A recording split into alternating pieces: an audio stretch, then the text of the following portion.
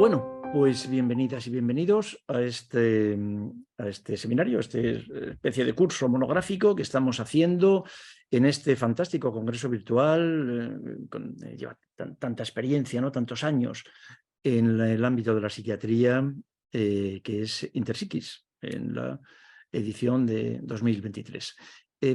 Bueno, lo que me propusieron hace algún tiempo es que participara en el congreso y estoy absolutamente encantado y muy agradecido además, eh, participando en el congreso, bueno, pues presentando lo que estamos haciendo en este momento en la Sociedad Española de Medicina Psicosomática y Psicoterapia, que, bueno, sabéis que es muchos de vosotros al menos sabéis, si no os lo digo, pues es una institución que creamos hace muchos años. Ahora voy a comentar un poco de esa historia y que yo tengo el honor de presidir. En este momento presido como presidente de honor. Es estas cosas que nos ocurren ya cuando vamos teniendo años, que estos cargos honoríficos, ¿verdad?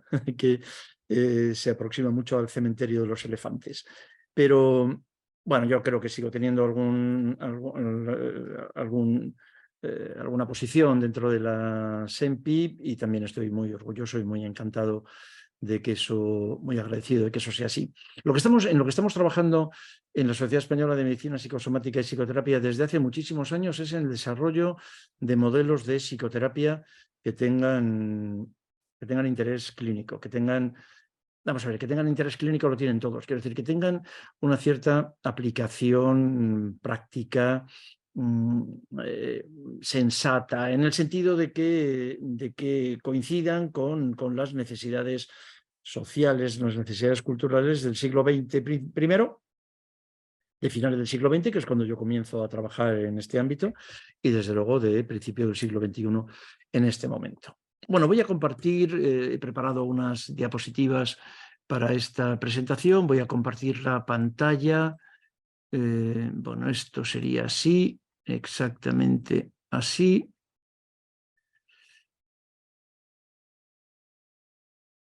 Esta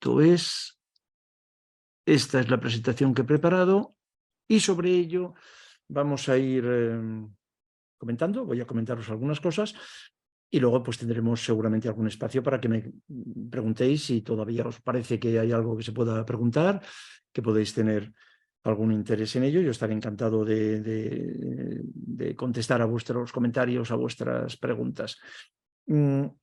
El tema de este curso monográfico es psicoterapia breve enfocada en el conflicto, que es lo último en lo que estamos. Entonces, como os decía hace un minuto, llevamos mucho tiempo trabajando en el desarrollo de modelos de psicoterapia aplicables a la práctica clínica, que sean eficaces, que sean eficientes. Y bueno, pues ahora mismo estamos en esto. La psicoterapia breve enfocada en el conflicto es un modelo más. De ninguna manera voy a defender aquí que sea ni el único, eso es evidente, ni siquiera voy a defender que sea el mejor.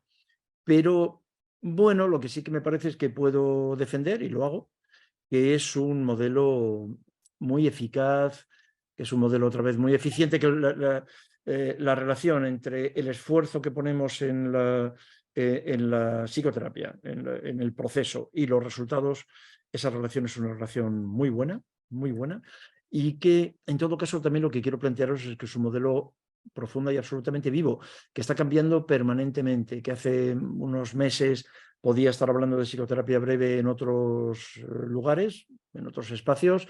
Es parte de mi trabajo desde hace mucho tiempo, la docencia, y que, bueno, porque lo que a lo mejor contaba hace tan solo 6 meses es diferente de lo que estoy contando ahora.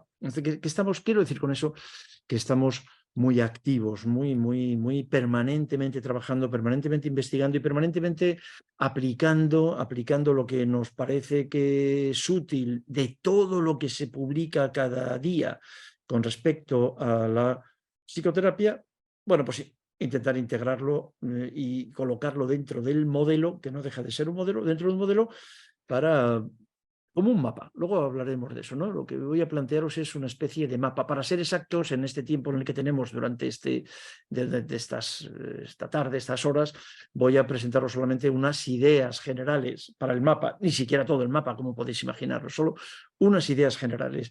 Me conformaría con que después de los próximos minutos tuvieseis un solo criterio, uno solo, como para pensar para empezar, luego, para pensar que ha merecido la pena dedicarme estas 2 horas, lo cual os agradezco de todo corazón, y que, bueno, pues que hay una sola idea que os ha podido ayudar, que os ha podido servir para mejorar en algún nivel la práctica clínica con vuestros pacientes o para pensar en algo que tengáis todavía que hacer para seguir mejorando la práctica clínica. Esto es algo en lo que tenemos que estar cada día pensando en el que lo estamos haciendo bien, con suerte, bueno, pues todavía lo podemos hacer mejor. Estas diapositivas están hechas, como siempre, para vosotras, para vosotros, y si os interesa, si queréis, la presentación, la grabación se va a quedar dentro del congreso, dentro de Interpsiquis, lo estamos grabando y se quedará como material del congreso, pero además las presentaciones, tal y como las estáis viendo en este momento, las diapositivas, las podéis encontrar a partir de mañana, a última hora de la mañana, en nuestra página web, psicociencias.com, en el menú de publicaciones y dentro de publicaciones en el menú de noticias. En el apartado de noticias, ahí aparecerá la noticia de que hemos participado en Interpsiquis 23 y que hemos presentado este tema, y ahí tendréis las diapositivas. Psicoterapia breve enfocada en el conflicto. ¿Y esto qué es? ¿Y cómo hemos llegado hasta aquí? ¿De dónde aparece, de dónde surge esta idea? Pues mira, os cuento rápidamente para poneros en contexto, para ponernos todos en contexto, ¿no? Bueno, aquí abajo en la parte inferior de la diapositiva estoy yo y he querido recordar mientras preparaba estas imágenes cómo me sentía yo cuando era un joven psiquiatra. Acababa de terminar la especialidad de psiquiatría, la carrera de medicina en la Facultad Complutense, en la Universidad Complutense de Madrid. Era joven entonces, claro, estas cosas ocurren, ahora no, pero entonces de verdad que lo he sido. Era un joven psiquiatra, siempre me interesó, yo creo que más la psicoterapia, no sé si más, pero me interesó siempre la psicoterapia. Y yo estaba ahí, acababa de volver de la Universidad de Gante, del Hospital Universitario de Gante, donde hice la especialidad de psiquiatría, y me encontraba aquí sometido a este tipo de tensiones. Por un lado, Freud me interesó siempre. En la Facultad de Medicina no me hablaban de él, realmente en la Facultad de Medicina me hablaron de pocas cosas que luego fueran interesantes en mi vida profesional, pero bueno, yo a Freud ya había leído su obra o tenía conocimiento de su obra, me interesaba Freud, su manera de pensar. Por otro lado estaba John Watson, Freud en el psicoanálisis, Watson en el conductismo radical. Watson, tengo que confesaros que me daba un poco de miedo. Freud en algunas cosas en aquel momento quizás también, pero Watson me daba más miedo, tengo que confesarlo, ¿no? Por otro lado, en relación con mi edad y con los años que estábamos viviendo en España, los años 70, finales de los 70, principios de los 80, me interesaba mucho aquello que se empezó a llamar la antipsiquiatría, Ronald Lyne, David Cooper, Franco Basaglia. La antipsiquiatría de Ronald Lyne, por un lado, también me interesaba mucho. Por otro lado estaba también Skinner, las cosas que hacía Skinner y las terapias conductistas pues también tenían un cierto sentido, ¿no? Que tampoco me terminaban de entusiasmar, pero me interesé también por todo su trabajo y encima, sobrevolando toda mi práctica, empezaba a estar esta especie de ogro que entonces no se parecía en nada.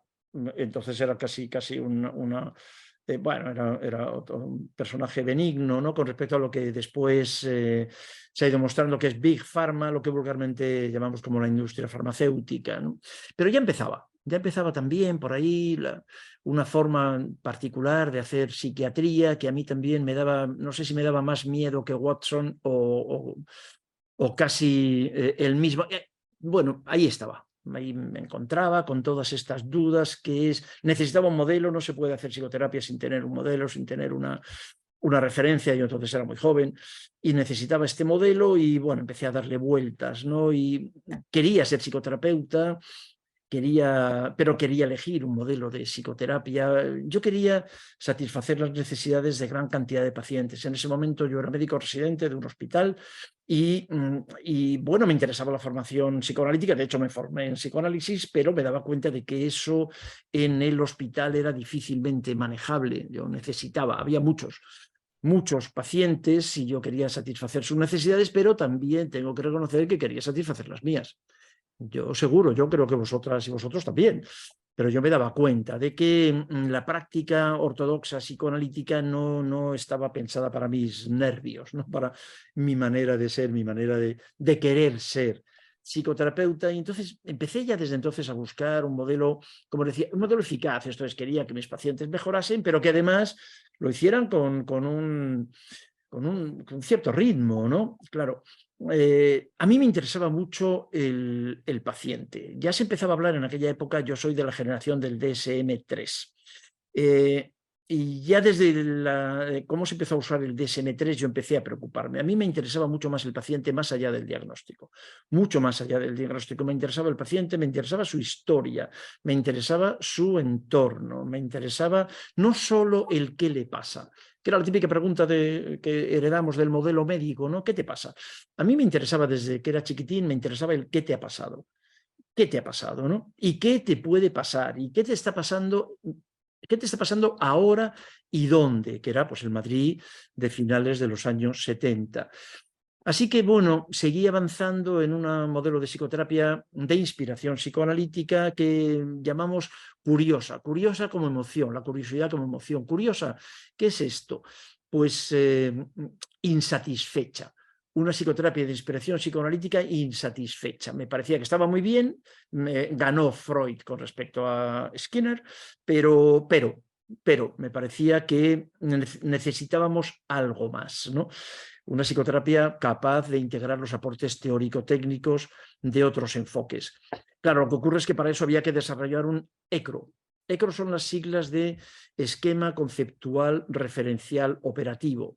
Para intentar hacer una teoría de la técnica, el eclecticismo de un poquito de una cosa, otro poquito de otra, y simplemente por aquello de que como esto sirve, como esto está bien, como esto vale, esto es eficaz, lo voy mezclando, tampoco y ya hablo en plural porque ahí ya se incorporan otros compañeros, tampoco nos parecía que eso era especialmente valioso. Queríamos hacer una teoría, queríamos saber qué era lo que estábamos haciendo. En psicoterapia yo os voy a recomendar siempre, ¿no? Ya como alguien con edad, simplemente que penséis qué es lo que estáis haciendo, por qué lo estáis haciendo y para qué lo estáis haciendo. Esto es hacer una teoría de la técnica. En aquella época, hace 40 y tantos años, no sabíamos todavía lo importante que era lo que estábamos haciendo, en el sentido de que hoy sabemos que la técnica es lo menos importante, que no hay en todo caso mejor técnica que una buena teoría. Pero esto lo aprendimos más tarde, ¿no? Bueno, el resumen de todo aquello es que el ganador de todo este proceso para desarrollar un esquema conceptual referencial operativo fue la psicoterapia breve. El término psicoterapia breve no es mío, naturalmente no es nuestro, y es concretamente de Peter Sivneos, uno de mis maestros, que tuve oportunidad de los que tuve oportunidad de conocer con Balin, después con David Malan, con Hernán Kesselman, naturalmente los quienes impulsaron realmente eso que se llamó entonces y seguimos llamando psicoterapia breve, y que era una psicoterapia de inspiración psicoanalítica, pero que ellos comenzaron y nosotros hemos continuado su senda en estos últimos años, incorporando en el esquema conceptual referencial operativo elementos teórico-técnicos muy importantes. Desde luego la teoría de los sistemas. A lo largo de los próximos minutos, si tenéis paciencia, os plantearé que la terapia individual no existe. Hablar de terapia individual, que es lo que en la práctica yo hago. Tenemos muchas dudas de que exista la terapia individual, la teoría de los sistemas. La teoría de los sistemas, luego le daremos alguna vuelta, nos ayudó muchísimo a entender a nuestro paciente. John Bowlby es un autor al que hay que releer. Algunos de vosotros, los más jóvenes, tendréis que leer, los que tengáis más edad, releer John Bowlby, su teoría del apego, más que teoría, esto es un hecho, como el apego, cómo nos construimos en la relación, cómo lo que ocurre en los primeros momentos de nuestra vida define nuestras conexiones cerebrales y define nuestra vida. Algo que hemos incluido también en estos últimos años es lo que llamaríamos la neurobiología de la experiencia traumática, como asociado también al hecho del apego, de la vinculación, de la experiencia traumática durante el apego, de lo que Alan Shore llama el trauma relacional temprano, como otra vez este conjunto, ¿no? esta dinámica de acontecimientos modula toda nuestra vida y se presenta en la consulta. O sea, todo esto no es teórico, todo esto es entender el cómo hemos llegado hasta aquí. Cuando tu paciente se presenta en la consulta con 4 años o con 40 años, lo que presenta tu paciente, nuestro paciente, en la consulta probablemente comenzó, probablemente no, perdóname, seguro, comenzó mucho tiempo atrás y lleva dando síntomas además, lleva manifestándose mucho tiempo atrás, ¿no? Bueno, luego, lo último que hemos incorporado desde el punto de vista técnico, ¿no?, para facilitar el mapa de la psicoterapia es lo que llamamos el conflicto. La psicoterapia enfocada en el conflicto. Dicho de otra forma, ¿realmente hacemos psicoterapia del diagnóstico? Luego insistiré en ello, pero ya te lo voy adelantando por si quieres cambiar de canal y aprovechar el resto de la tarde. No, ya te lo digo. Desde nuestro modelo no se hace psicoterapia del diagnóstico. No creo que exista una psicoterapia de la depresión. Creo que no deberíamos creo. Todo esto naturalmente, insisto, son modelos. No deberíamos de hablar de una psicoterapia de la ansiedad, una psicoterapia del trastorno alimentario, del trastorno límite, bla, bla, bla, de DSM-5.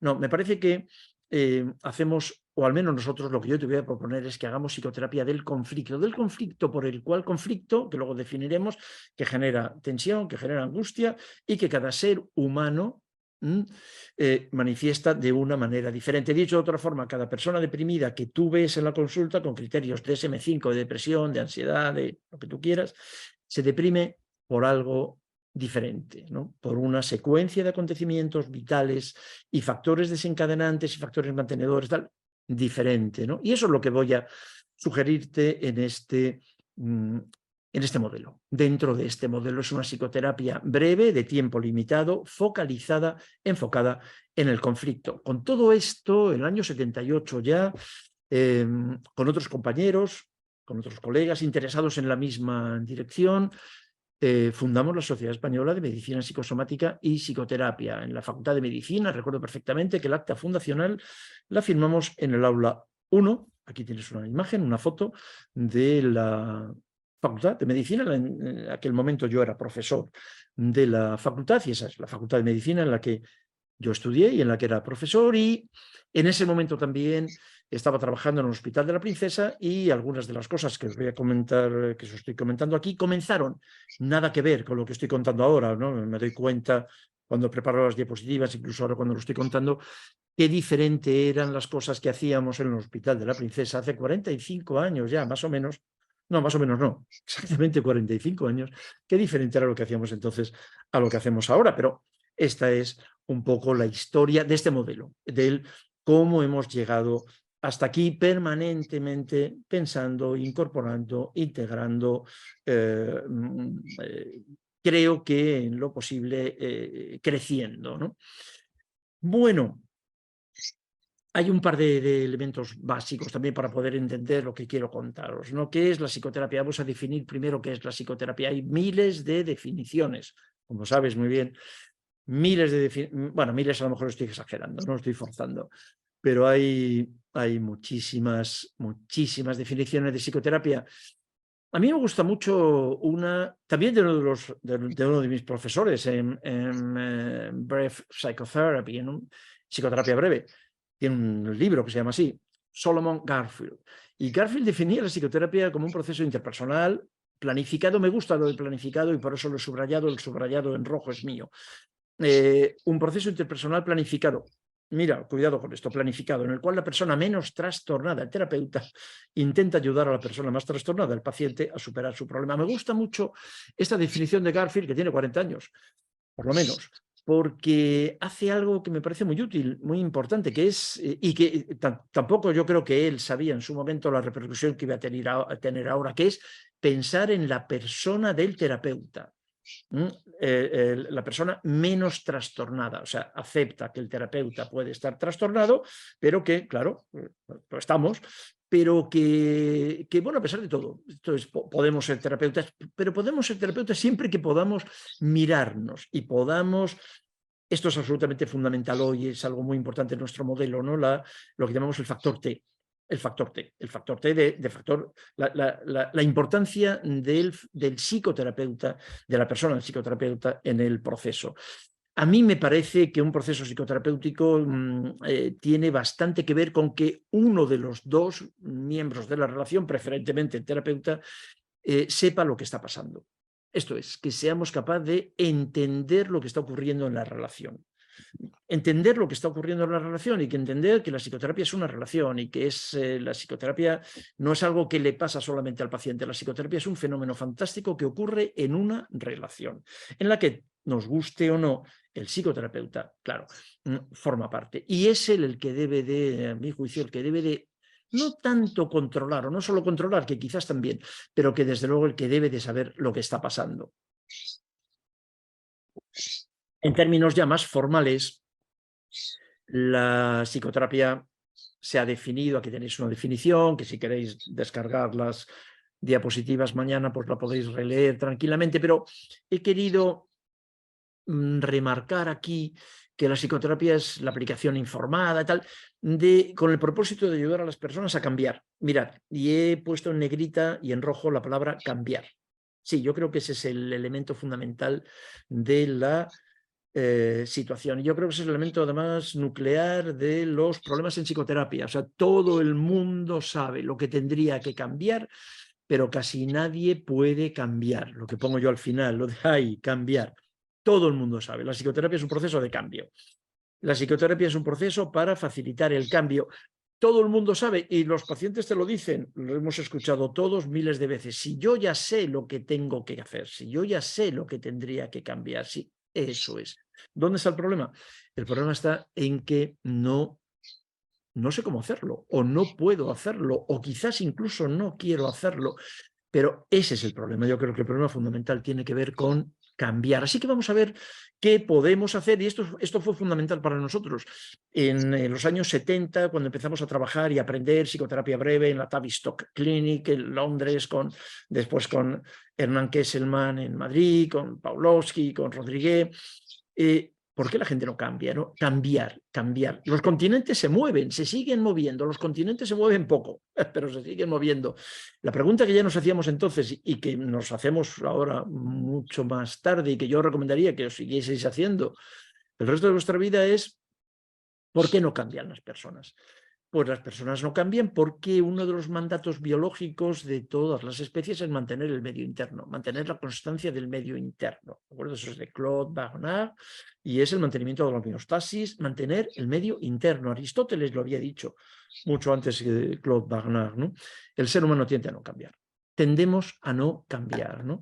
Sociólogo francés Jean Monnet refería cómo los hombres y las mujeres, claro, que esto está escrito en el siglo XIX, a principios del siglo XX, perdón.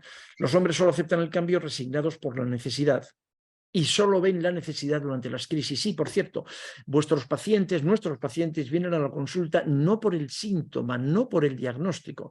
Nuestros pacientes vienen a la consulta porque están en crisis. Cuando les preguntamos desde cuándo no duermes, desde cuándo estás deprimido, desde cuándo estás angustiado, desde cuándo tienes problemas para comer, te dicen con frecuencia que hace tiempo. ¿Y por qué vienen ahora? Vienen ahora porque están en una crisis que les obliga, como decía Viktor Frankl, les obliga a reconsiderar el sentido de la vida. Y por eso nos parece, por eso en psicoterapia breve intentamos, vamos a ver cómo lo digo esto para que no os asuste, intentamos, entre comillas, mantener a nuestro paciente en crisis durante todo el proceso, ¿no? Uno de mis maestros era Peter Sivneos, que hablaba, y Habib Davanloo también, ¿no? Que hablaban de psicoterapia breve provocadora de angustia. Freud decía, ¿no?, que la angustia es el motor del cambio. Sí, esto es, la crisis es el motor del cambio. En el momento en el que dejamos de estar en crisis, dejamos de tener capacidad y motivación para para buscar el cambio. Todos sabemos que tenemos que cambiar algo. La pregunta es otra vez, ¿por qué no cambiamos? Eso está muy bien instalado en la cultura, ¿verdad? También instalado, como todos habéis escuchado este refrán castellano, ¿no? Más vale malo conocido que bueno por conocer. Personalmente es un refrán que me produce un cierto malestar, siempre lo comento, pero forma parte de la vida cotidiana y forma parte de la cultura y del conocimiento de nuestros pacientes. Más vale malo conocido que bueno por conocer. Me instalo en lo que habitualmente se llama, lo sabéis también, ¿no? El espacio de confort, ¿no? Ese espacio de confort en el que con frecuencia estamos instalados uno se pregunta qué poco confortable es, ¿verdad? Pero sin embargo, es muy fácil instalarse ahí, ¿no? En resumen, la paradoja de la psicoterapia: quiero cambiar, pero a ver cómo. Quiero cambiar, pero con condiciones. Eso nos dimos cuenta quienes estamos trabajando en la SEMPIP hace muchos años, cuando empezamos a hacer psicoterapia. Que el paciente quería cambiar, es verdad, por eso venía a la consulta, porque la mayor parte de las personas no quieren cambiar, o no pueden cambiar, o lo que tú quieras, pero no vienen a terapia.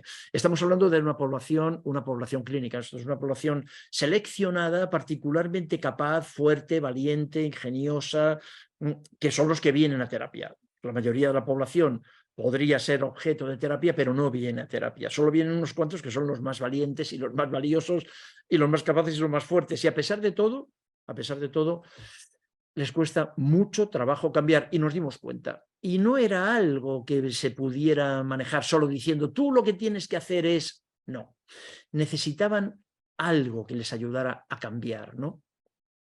Antes hacía referencia a Claude Bernard, ¿no? Efectivamente, la condición, fíjate, decía, ¿no? La condición necesaria para una vida libre e independiente es la constancia del medio interno. Me parece muy, muy interesante esto, por eso lo traigo, ¿no?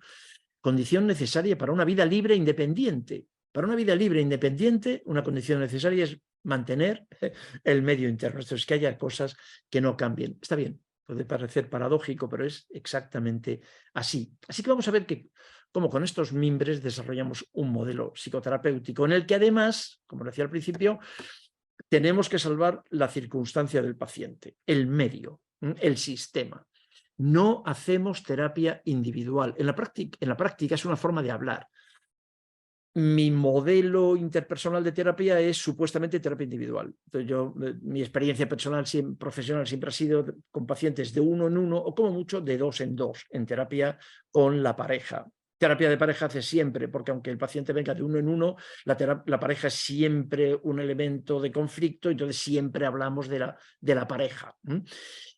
Pero también he tenido y sigo teniendo experiencia en terapia con los dos miembros de la pareja, pero no tengo ninguna otra experiencia más allá de lo aprendido, de lo estudiado con familias, con sistemas, pero no tengo ninguna duda, ¿no?, de que la terapia no es realmente una terapia individual. Yo puedo, dicho de una forma muy simple, yo puedo facilitar ciertos cambios en mi paciente siempre que su sistema se lo permita.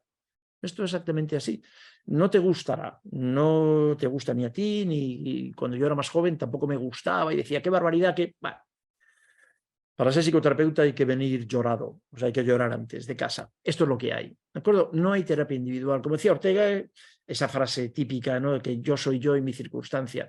Esa es un trozo de frase. A Ortega se le ha censurado como tantas veces, ¿no? Lo que Ortega dijo es exactamente, entre otras muchas cosas, es yo soy yo y mi circunstancia, y si no la salvo a ella, no me salvo yo. Esa es la frase completa, ¿no? Exacto.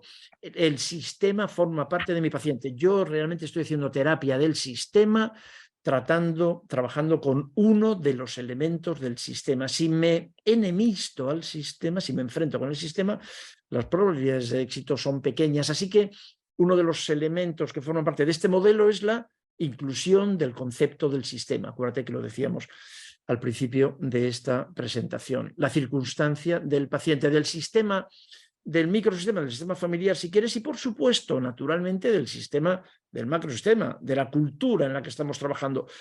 Yo que empecé a estudiar medicina en los años 60, desde lo que yo empecé a estudiar, la medicina, ya no la psiquiatría o la psicología, la medicina de los años 60 no se parece en nada a la medicina actual. Desde el punto de vista puramente cultural, social, hay múltiples enfermedades que yo no estudié y que ahora existen, y que todavía no existían. La fibromialgia, por decirte alguna, la anorexia nerviosa, ¿no?, por decirte otra, y no te digo nada de los otros, de 200 diagnósticos del DSM-5, que directamente entonces ni siquiera se nos podía imaginar que se iban a inventar. Esto es, la psicoterapia se hace dentro de una circunstancia, la psicoterapia siempre se hace dentro de un contexto, la psicoterapia siempre es social, la psicoterapia siempre es cultural. Ya no solo la familia, transciende. La familia amplía el concepto y colócate en la cultura en la que estés viviendo también, ¿no? Bueno, todo esto es fantástico, porque claro, todo esto que termina por señalar, claro, que lo que estamos viendo ahora con en nuestro paciente con 40 años o con 16 comenzó hace mucho tiempo y se ha ido incorporando en forma de conexiones neuronales desde antes de nacer. Hay una expresión que nosotros repetimos en nuestros programas de formación y que si alguno de vosotros ya me ha escuchado en otros sitios, que me parece que sí, por lo que he podido ver antes entre los participantes. Nuestra historia, siempre decimos lo mismo con ánimo de provocar, nuestra historia comienza el día que nuestros padres se conocen. Ahí comienza nuestra historia, ¿vale? Así que, bueno, y ahí comienzan a hacerse estas conexiones neuronales que luego terminan configurando lo que se llama una personalidad. Esto es una manera de adaptarse, una manera de enfrentarse, claro, de relacionarse consigo mismo y con los demás, que en un momento concreto puede manifestarse también como un trastorno mental. Esto es trastorno mental, lo que son los trastornos mentales, que es el DSM, un catálogo de manifestaciones del sufrimiento humano. Y ese sufrimiento humano, de vez en cuando, es reciente, comienza por un acontecimiento reciente, claro que sí, sin ninguna duda, pero en la mayor parte de las ocasiones, al menos en nuestra experiencia, y te voy a proponer que lo reflexiones, estas manifestaciones del sufrimiento humano comenzaron el día que los padres de nuestro paciente se conocieron. Exactamente ahí, con esa mezcla de cromosomas que ya se empezó a hacer, con todo un embarazo, con todo lo que ocurre en los primeros momentos de la vida. Así que, claro, también queremos cambiar algo que a lo mejor está muy, muy arraigado, ¿no? Queremos cambiar algo que tampoco es tan fácil, que cambie solo. El paciente dice, yo ya sé que tendría que cambiar, pero pierdo la cabeza, de repente me desconecto, de repente, sí, el de repente, cuidado con el de repente. Pero es fácil escuchar a nuestro paciente decir que sabe, que cognitivamente, ¿no? A nivel intelectual sabe lo que tiene que hacer, pero que no puede, ¿no? Las conexiones, esto neurobiológicamente está muy bien estudiado, ¿no? Hay un autor que todos conocéis, José Antonio Marina, que me gusta mucho, que le sigo hace tiempo, y que su último libro es El deseo interminable, es las claves emocionales de la historia. A mí también me gusta mucho la historia y ahí coincido con José Antonio. Y una de las cosas que leí, esto lo sabe todo el mundo, esto que reproduzco aquí, pero me gusta mucho cómo lo cuenta José Antonio. El cerebro produce la mente, pero la mente limita al cerebro. Esto me parece una manera muy, muy poética, muy bonita, ¿no? de decirlo. El cerebro produce la mente. Lo que estamos viendo en la consulta con 4, con 10, 14, con 24, con 40 años, lo que estamos viendo en la consulta son fenómenos mentales alterados seguramente, pero que tienen que ver con actividad cerebral, lógicamente. Y esa actividad cerebral, pues ¿cuándo comenzó esa actividad cerebral a organizarse de esta manera? Pues posiblemente hace mucho tiempo. El cerebro produce la mente y luego la mente limita al cerebro. Lo somete a normas, esto es, la mente limita al cerebro y se establece entonces ahí una espiral, que a veces esta frase la utilizo con mis pacientes, para que entiendan lo que les ocurre en ese no entiendo cómo no puedo cambiar, por qué no puedo hacer esto, por qué. Es verdad, bueno, esto es algo que comenzó hace tiempo y que, como siempre planteamos en psicoterapia, primero tenemos que desconectar, por lo tanto, para luego reconectar, ¿no? En resumen, lo primero que nos parece que, si no lo primero, no importa, no vamos a poner órdenes, no vamos a ordenar, pero un elemento fundamental que nos pareció entender hace muchos años en relación con la psicoterapia es que el paciente quiere cambiar, pero no puede. ¿Nos parece? Podemos estar, hay un cierto consenso en esto, ¿no? Seguramente, ¿no? Porque si fuera fácil, insisto, la psicoterapia no existiría. La psicoterapia y una parte importante de la psiquiatría, una parte importante, no toda, pero una parte importante de la psiquiatría son especialidades, son actividades sanitarias relacionadas con el miedo al cambio. Porque si se pudiera cambiar no existiría, no nos necesitarían a nosotros. Somos acompañantes para el cambio. Lo que hacemos con nuestros pacientes es empujarles a cambiar, ¿no? ¿Por qué no cambian? Porque tienen miedo a perder el beneficio primario o secundario por la enfermedad, ¿no? Por ejemplo, Arquímedes pues es otro de los prototerapeutas y sin saberlo nos dio una idea que me parece genial, ¿no? Darme un punto de apoyo. Sí, en psicoterapia también hace años, cuando queríamos que el paciente cambiase y cambiase deprisa, porque ya teníamos experiencia en poder hacer 6, 8, 10 años de psicoanálisis 3 veces por semana, pero no podíamos hacer eso, queríamos facilitar el cambio, necesitábamos un punto de apoyo. Empezamos a pensar qué puntos de apoyo podía haber, ¿no? Y una de las cosas que empezamos a reconocer hace muchos años y que hoy, 2023, es un elemento absolutamente fundamental, es la base segura, es el terapeuta. El terapeuta como punto de apoyo. El terapeuta capaz de crear una base segura. Eso es absolutamente fundamental, mucho más de lo que creíamos que podía ser hace 30 o 40 años. Luego hablaremos de cómo podemos aprender a mejorar nuestras propias capacidades como terapeutas para mejorar los resultados de la terapia.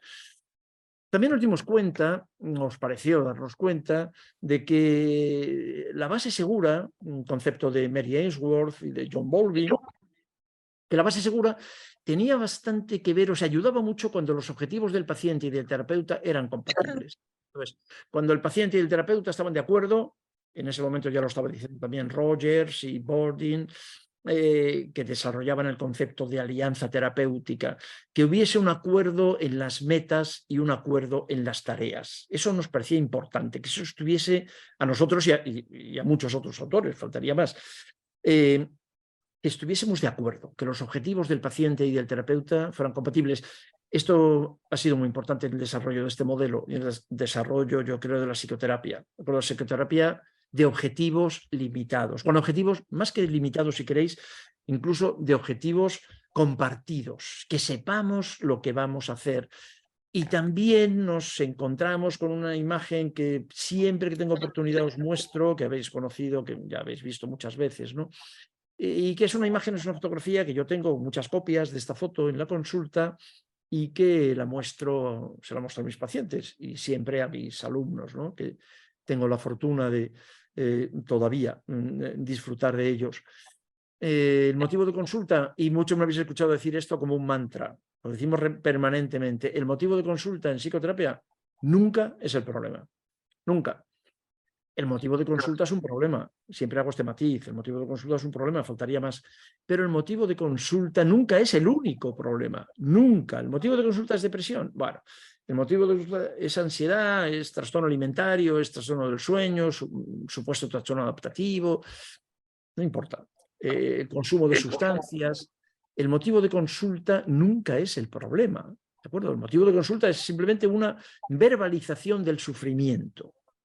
¿De acuerdo? Que además se ha aprendido, es cultural. El motivo de consulta en España no tiene nada que ver con el motivo de consulta en zonas rurales de Chiapas, en México, de donde acabo de volver la semana pasada, o el motivo de consulta en Guinea-Conakry, o en India, o en Honduras. No, los motivos de consulta son distintos, completamente distintos. El motivo de consulta nunca es el problema. Para empezar, entonces, llegar al acuerdo con el paciente, hacer compatible el motivo de consulta y el problema, que es que estoy triste, que tengo miedo. El problema siempre es un problema emocional. El problema en la consulta psiquiátrica siempre es algo relacionado con la regulación de las emociones, con la regulación de los afectos. El problema será algunas de las cosas que pongo aquí, que de ninguna manera quiero enunciarlas porque no quiero que parezca que son solamente estas. Esto es, el problema es el que sea.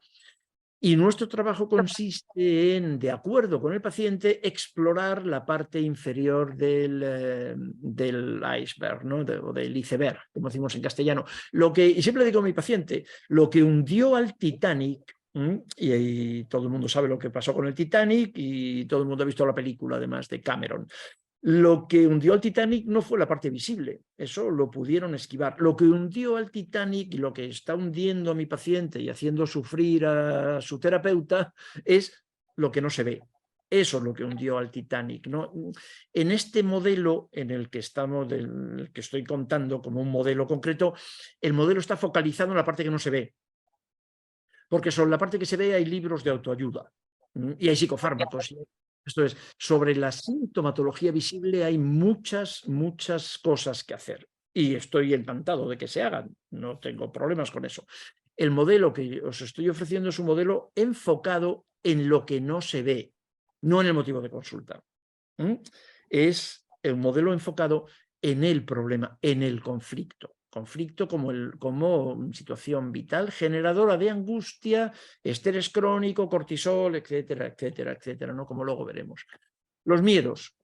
Todos nuestros pacientes tienen miedo. O sea, para empezar, todos nuestros pacientes, no importa el motivo de consulta, todos tienen miedo a cambiar, tienen miedo a venir a la consulta, tienen miedo. El miedo es una emoción absolutamente básica. Primaria, como sabéis, claro, y hay algunas clasificaciones que dicen que hay emociones negativas y emociones positivas. Personalmente esto no me interesa, esa clasificación. Todas las emociones son útiles y por lo tanto no me preocupa lo de la connotación que en castellano puede tener positivo o negativo. Así que vamos a legitimar el miedo. ¿No? Vamos a reforzar la decisión de hacer psicoterapia del paciente, devolverle al paciente que a pesar de que tiene miedo, está en la consulta, quiere hacer psicoterapia, o quiere pedir ayuda, lo cual es muy valioso por su parte, claro, a pesar de que tiene miedo. Disculpadme, ¿alguno de vosotras tiene el micrófono encendido? Yo le rogaría que lo apagaseis el micro porque bueno, los micros ya sabéis, claro, que terminan por hacer algún ruido, ¿no? Que escuchamos todos. Disculpadme, perdón. El miedo a la decisión, claro, lo que tiene parte del miedo de nuestro paciente es que venir a psicoterapia es fantástico, pero venir a psicoterapia también les da miedo porque y todos te lo dicen, no muchos te lo dicen, me da miedo de qué es lo que puede abrirse aquí, ¿no? Hace no mucho tiempo un paciente me hablaba de una expresión muy coloquial, ¿no? Abrir el melón. Estoy encantado, pero me da mucho miedo abrir el melón, ¿no? Me da mucho miedo tomar decisiones. También Ortega, otro de mis héroes infantiles, juveniles, Ortega decía, claro, que el gran problema, entre comillas, ¿no? Que, no, entre comillas, no, lo que decía es que uno de los dramas de la especie humana, de la humanidad, es tener que tomar decisiones, porque cada vez que tomas decisiones tienes que hacer un duelo. Cada vez que tomas una decisión pierdes algo, ¿no? Y tienes que hacer un duelo. Por eso, así que venir a la consulta, ser psicoterapeuta, es complicado. Tienes que aprender a hacer duelos. El paciente tiene que aprender a hacer duelos. De hecho, la condición adulta, el ser adulto, consiste fundamentalmente en aprender a hacer duelos. Así que los pacientes tienen miedo. Todos los pacientes tienen miedo al cambio. Por eso, otra vez, tenemos que ayudarles. Bien, lo que quiero con esta diapositiva reflexionar también y compartir contigo es que si solo tienen miedo los pacientes. Bueno, pues ya sabes que no, lógicamente. Aquí estamos entre colegas y somos capaces de reconocer que no. Solo tienen miedo los pacientes de ninguna manera. De ninguna manera, ¿no? Todo. Y esto también me parece que es un gran aporte a la manera de hacer psicoterapia con este modelo y de hacer psicoterapia en este momento en todo el mundo. El reconocimiento de los miedos del terapeuta. Entonces, darnos cuenta de cuáles son nuestros miedos y de hacer un reparto equitativo de los miedos, un reparto equitativo de las ansiedades. ¿Cuáles son las ansiedades del paciente? Que se pueden entender en forma de resistencia, que es lo clásico del psicoanálisis, ¿no? Bien, los miedos del paciente, estoy dispuesto, claro, faltaría más a entenderlos y a legitimarlos, pero tenemos que hablar también de cuáles son los miedos del terapeuta. ¿Cuáles son los miedos del terapeuta? Porque los miedos del terapeuta son tan resistenciales como los miedos del paciente, ¿no? Pensando en esto, en nuestros miedos, en el Hospital de la Princesa hace ya muchísimos años empezamos a hacer grupos operativos que aprendimos con Hernán Kesselman, con Eduardo Pawlowski, con Emilio Rodríguez, con grandes colegas que han trabajado en las famosas escenas temidas del terapeuta, y empezamos a trabajar con los miedos nuestros, con los miedos de los terapeutas. Y pensando en esto, y para hablaros, aunque fuera por encima de esto, se me ocurrió porque se me ocurrió recomendaros, porque también es una de mis pasiones, ¿no? El cine. Se me ocurrió recomendaros que fuéramos al cine. Y bueno, el cine está, claro, naturalmente lleno, ¿no? de viñetas de miedos en general y de miedos de terapeutas también, pero me encanta esta película, ¿no? El Mago de Oz. El Mago de Oz del año, fijaos, 1939. En España estábamos en otra historia en 1939, pero Victor Fleming y Judy Garland estaban haciendo una obra de arte, que es El Mago de Oz. El Mago de Oz, ¿no? Y el Mago de Oz, entendiendo el proceso de psicoterapia como el camino de baldosas amarillas, y a veces también lo hablo con mi paciente y aprovecho para comentarlo siempre que tengo oportunidad con algunos colegas jóvenes, ¿no? como sois, como una metáfora para explorar los miedos del terapeuta, los tres grandes personajes del Mago de Oz, representando lo que nos parece, me ha parecido encontrar, ¿no? Como los tres grandes temores del terapeuta, también de los pacientes, pero de los pacientes todo el mundo habla. Aquí lo que quiero es hablar de nosotros. Los tres grandes temores: el terapeuta espantapájaros, el terapeuta de hojalata o el terapeuta león cobarde, ¿no? El terapeuta que duda de su inteligencia o de sus conocimientos. Yo me puedo recordar perfectamente en estos miedos, hace muchos años cuando empecé a hacer psicoterapeuta. El terapeuta que tiene miedo a tener corazón o no, a vincularse, a empatizar, y el terapeuta cobarde, atreverse o tener miedo para intervenir, ¿no? Los tres grandes temores, los tres grandes miedos. El cine como recurso analógico. Hay un libro precioso de Isabel Caro sobre este tema en concreto, ¿no? Sobre el cine y la psicoterapia. Los terapeutas, esto como conclusión, para entender este modelo, para poder hacer psicoterapia desde este modelo, tenemos que hablar de nosotros y tenemos que hablar de nuestros miedos y porque solo podemos, por cierto, porque solo podemos trabajar nuestros miedos, que son legítimos, que son humanos, que son normales, que son sanos, pero solo podemos trabajar nuestros miedos si somos capaces de mirarlos.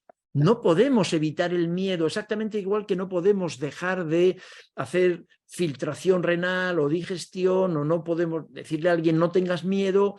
Es como decirle no tengas diástoles o no tengas sístoles, o no respires. No es posible, te vas a morir. La cuestión no es que no tengas miedo. El truco consiste en que puedas mirar al miedo a los ojos y trabajarlo, ¿no? Y quizás ser valiente. En resumen, empezamos hace 30 años a desarrollar lo que llamamos palancas movilizadoras. Palancas movilizadoras, dicho así entre colegas, ahora que no hay ningún paciente que nos escucha, palanca movilizadora es que vas a cambiar aunque no quieras. Estoy seguro que entiendes cómo lo quiero transmitir. Lo digo con muchísimo cariño, con mucho mimo. A veces a mis pacientes también se lo digo, ¿no? La palanca movilizadora es que te voy a agitar, vamos a agitarte, porque si no, para eso ya están los libros de autoayuda, ¿sabes?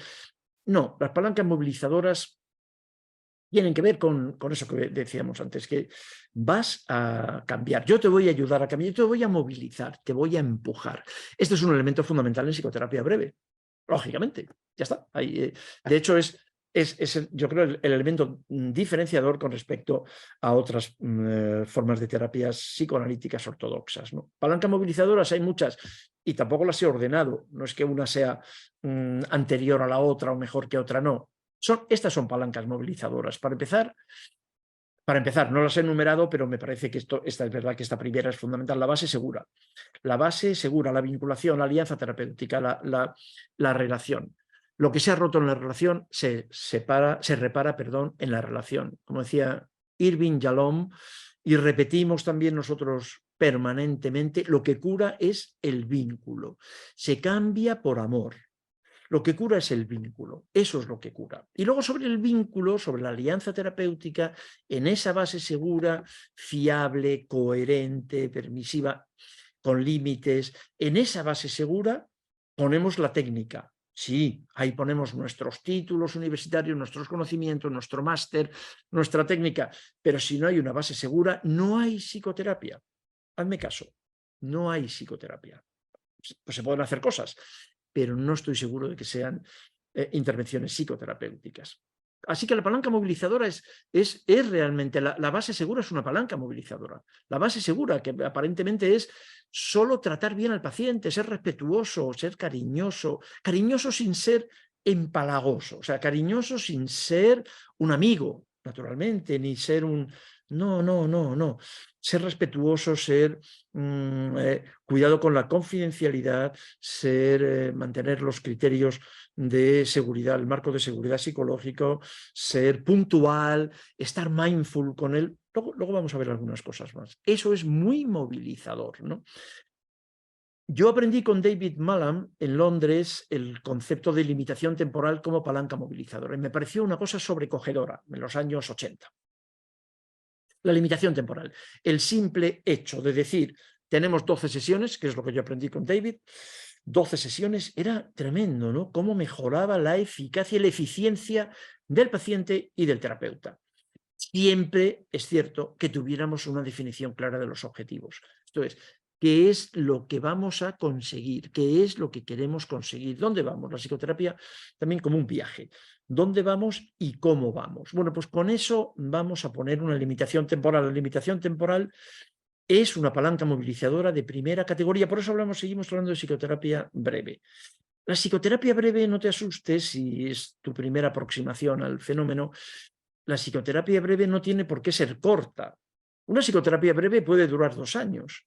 Lo que es importante es que haya una limitación temporal, o sea, que el paciente y el terapeuta sepan que hoy que estamos en el mes de mayo del 23, comenzamos la terapia que va a terminar en el mes de mayo del 24 o del 25, pero que tiene una limitación temporal.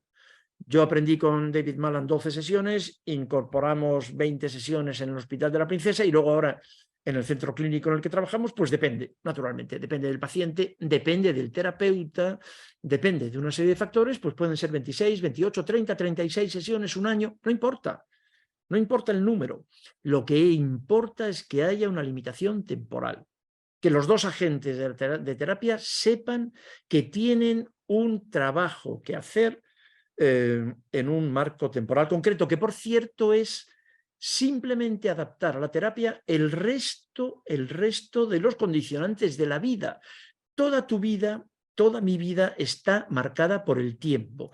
Esto que estamos haciendo aquí, por mucho que te gustara, y ojalá te guste, pero por mucho que te gustara esto que estamos haciendo ahora, va a terminar, seguro, seguro, ¿no?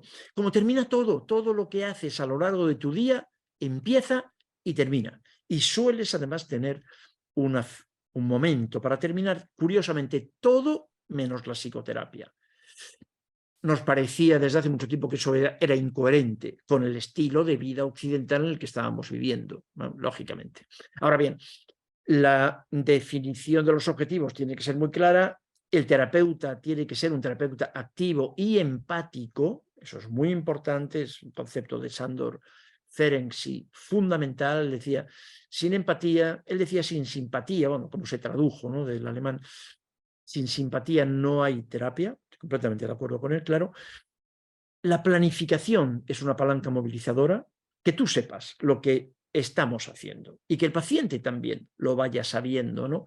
La contención, que podamos contener la ansiedad, las ansiedades, la angustia. Contenerla no significa evitarla, en absoluto, al revés, facilitar que puedan aparecer emociones en el momento de la psicoterapia, ya lo creo que sí, sin duda, pero que podamos contenerla, que podamos contener esas emociones. La integración es una palanca movilizadora, la integración de recursos terapéuticos que podamos utilizar, recursos que sabemos, que se sabe por la investigación en psicoterapia, que son eficaces y que eso lo vayamos además cambiando, incorporando a lo largo de nuestra experiencia. Por supuesto, la alianza terapéutica. La alianza terapéutica, el acuerdo en las metas, el acuerdo en las tareas, como te he comentado, y lo último entre comillas, quiero decir, en lo que estamos trabajando hace algunos años, es en el hecho de focalizar, en la focalización.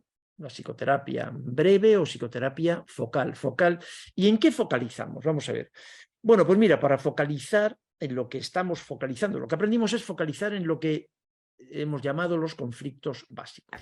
Los conflictos básicos, el conflicto, el incendio, porque lo que también como psiquiatra, prescriptor de psicofármacos, claro, muchos menos psicofármacos de lo que la psiquiatría oficial y desde luego la industria farmacéutica habría querido conmigo. Yo estoy me mantengo muy al margen de la industria farmacéutica. Hace 30 años que decidí que no quería tener ningún contacto con ellos, pero sigo utilizando los psicofármacos, es un recurso que puede ser útil. Algunos tratamientos psicológicos tienen el mismo sentido, a mi manera de ver, que son realmente ventiladores. Son formas de ventilar el humo, de disipar el humo para que no se vea el incendio. Lo que nosotros estamos planteando está bien lo de disipar el humo, a veces hay que hacerlo, es imprescindible, porque si no, no ves, pero el objetivo de este modelo de psicoterapia es actuar sobre el incendio. No consiste en que el paciente se anime y haga cosas, o que se relaje, o que empiece a comer y gane algo de peso. No, claro que no, ya estoy seguro que lo compartimos. El objetivo de la psicoterapia es que podamos apagar el incendio. Ver el incendio, conocer el incendio, controlar el incendio y, en lo posible, evitarlo, ¿no? ¿Y por qué breve? También, ¿por qué a partir de 1978, que es cuando nosotros comenzamos a trabajar a caminar en este recorrido, ¿por qué breve? Pues, bueno, ahí nos dimos cuenta de que esta brevedad, de que esta limitación temporal tenía muchas ventajas. Que muchos años más tarde, fíjate, seguimos confirmando, y que sobre todo muchos años más tarde la investigación, que entonces no había. Entonces todo esto en los años 70, cuando comenzamos, era una cosa muy intuitiva, pero hoy hay muchísima investigación, muchísimos datos que confirman todo esto que te estoy contando, ¿no? En aquel momento la psicoterapia breve era la respuesta de un grupo de psicoanalistas que queríamos adaptarnos a las exigencias del entorno. Bueno, eso nos obligó a reconceptualizar la relación. Nos dimos cuenta de que eso incrementaba sensiblemente la adherencia. Nos dimos cuenta, Small y Belak y su trabajo en el Instituto de Salud Mental de Estados Unidos también nos ayudó mucho, cuando ellos dijeron, bueno, mira, si finalmente lo que vemos es que el 90% de nuestros pacientes abandonan a la sexta sesión, libremente abandonan a la sexta, no vienen a la sexta cita, pues entonces, ¿qué vamos a hacer? Pues vamos a preparar un programa de psicoterapia en 5 sesiones. ¿Por qué? Porque en la práctica es lo que tenemos, 5 sesiones, ¿no? Aquel trabajo de Small y de Belak de los años 70 a mí me gustó mucho, me impresionó, y pensé que eso tenía también mucho sentido. Cuando al paciente le decíamos, en lugar de, bueno, vamos a hacer psicoterapia, empieza y nos vamos a ver una vez por semana, le decíamos, vamos a vernos una vez por semana y tal, pero tenemos estos objetivos, estas tareas, esta planificación, y vamos a terminar dentro de X meses. Lo que nos dimos cuenta es que la adherencia entonces se incrementaba de una forma sensible, muy sensible. Había una gran diferencia, ¿no? Bueno, el resto de mi vida no estoy dispuesto a darte los 6, 8, 10, 12 años sin saber cuánto. Ahora, 3, 4, 6, 8 meses, un año, sí. Eso sí estoy dispuesto a comprometerme, ¿no? Esta temporalidad incluía el concepto de integración de recursos terapéuticos, y en nuestro modelo esto es muy importante, hacer intervenciones psicoterapéuticas, mentales, sobre fenómenos mentales, de arriba a abajo, pero también hacer intervenciones de abajo a arriba, por ejemplo, intervenciones sobre el cuerpo, terapia sensorio-motriz, sobre la alimentación, sobre la actividad física, sobre el ciclo sueño-vigilia. Es sorprendente lo mal que comen nuestros pacientes, lo mal que duermen. Claro, todo eso afecta a la función cerebral y secundariamente a la función mental, que a su vez afecta a la función cerebral y secundariamente otra vez a las funciones mentales y al final pues al DSM, ¿no? Mejora la eficacia, la eficiencia del proceso, y también nos pareció en su momento que terminaba, o al menos podía criticar, el mito de la profundidad. La psicoterapia breve puede ser una psicoterapia muy profunda, muy activa, muy profunda, con cambios muy estables, ¿no? Francamente estables. Es coherente con los datos de la investigación actual. Como te decía antes, no necesita ser especialmente corta. Lo que tiene que ser es de tiempo limitado y, como decía Frank Alexander, la psicoterapia tiene que ser emocionante. Luego insistiré con esto.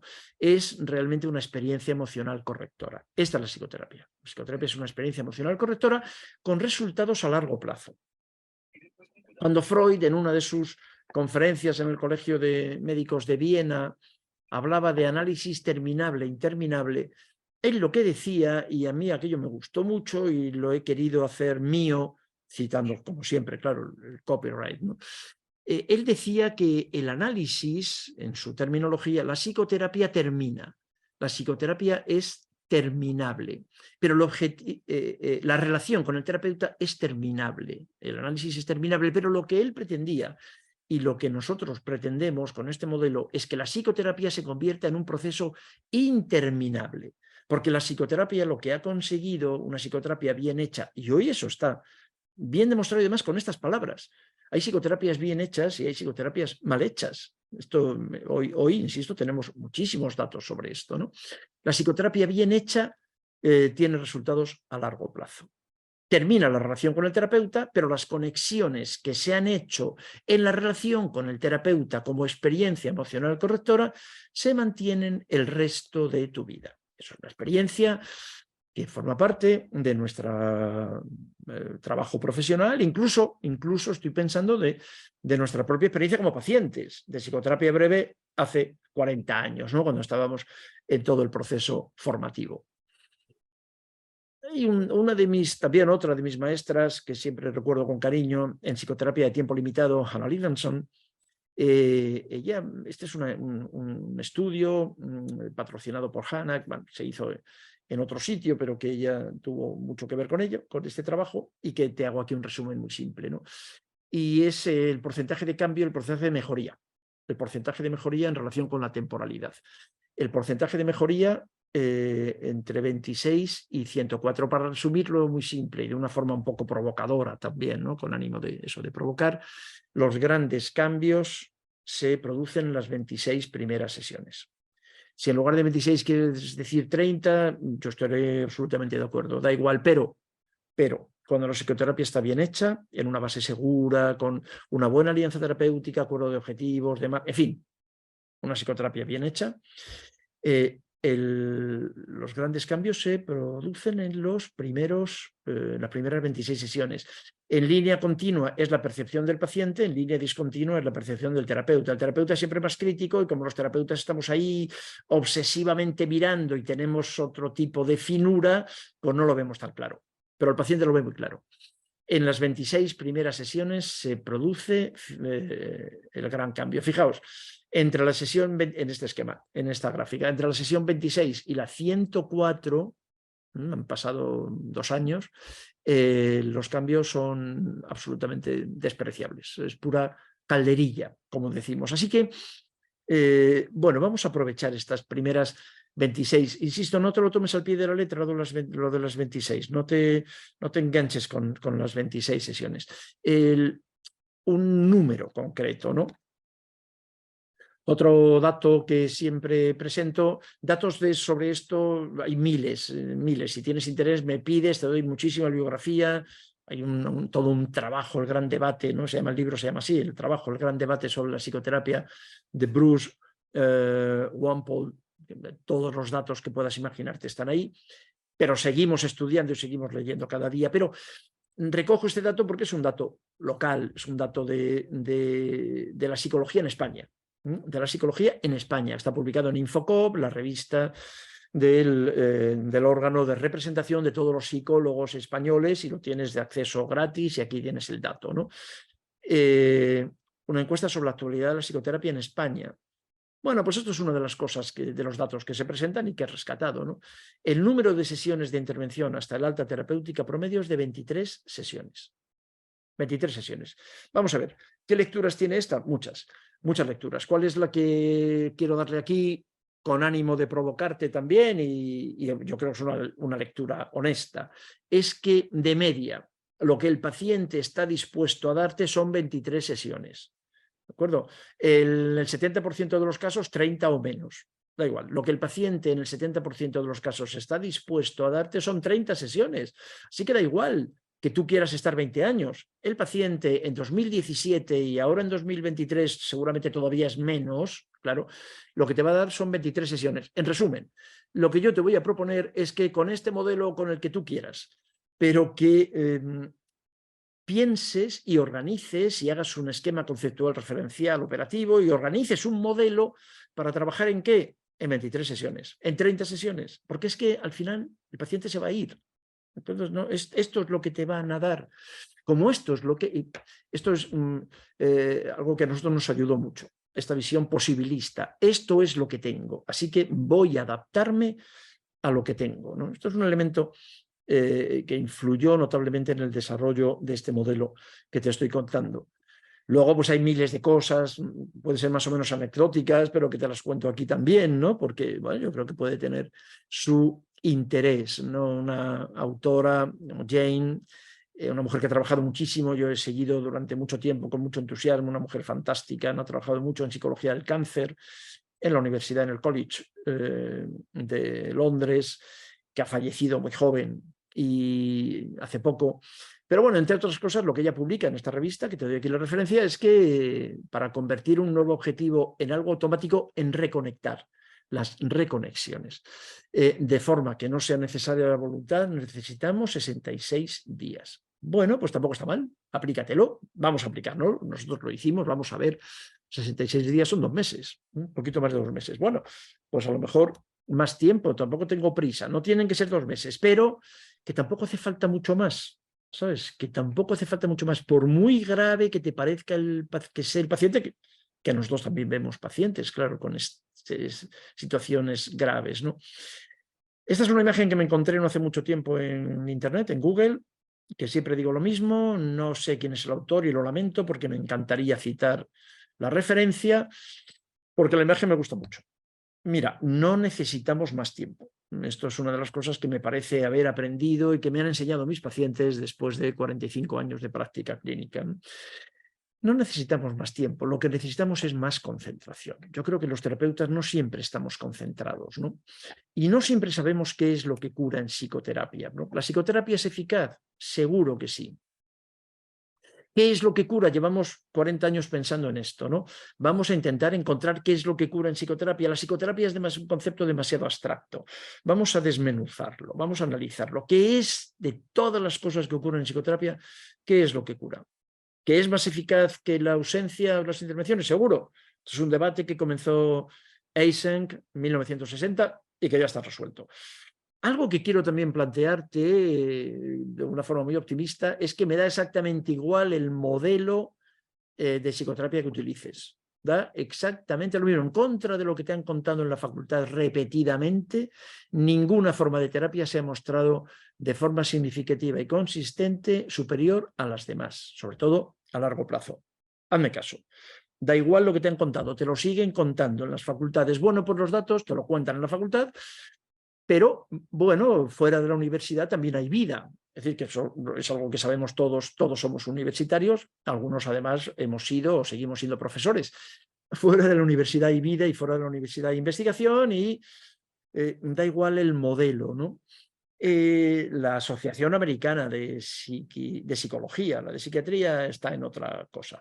La Asociación Americana de Psicología también lo plantea, ¿no? Que los resultados del tratamiento se ven más influenciados por ciertas características del paciente y por factores asociados al contexto y al profesional. Quiero insistir en esto porque en nuestro modelo de psicoterapia breve la figura del profesional es fundamental.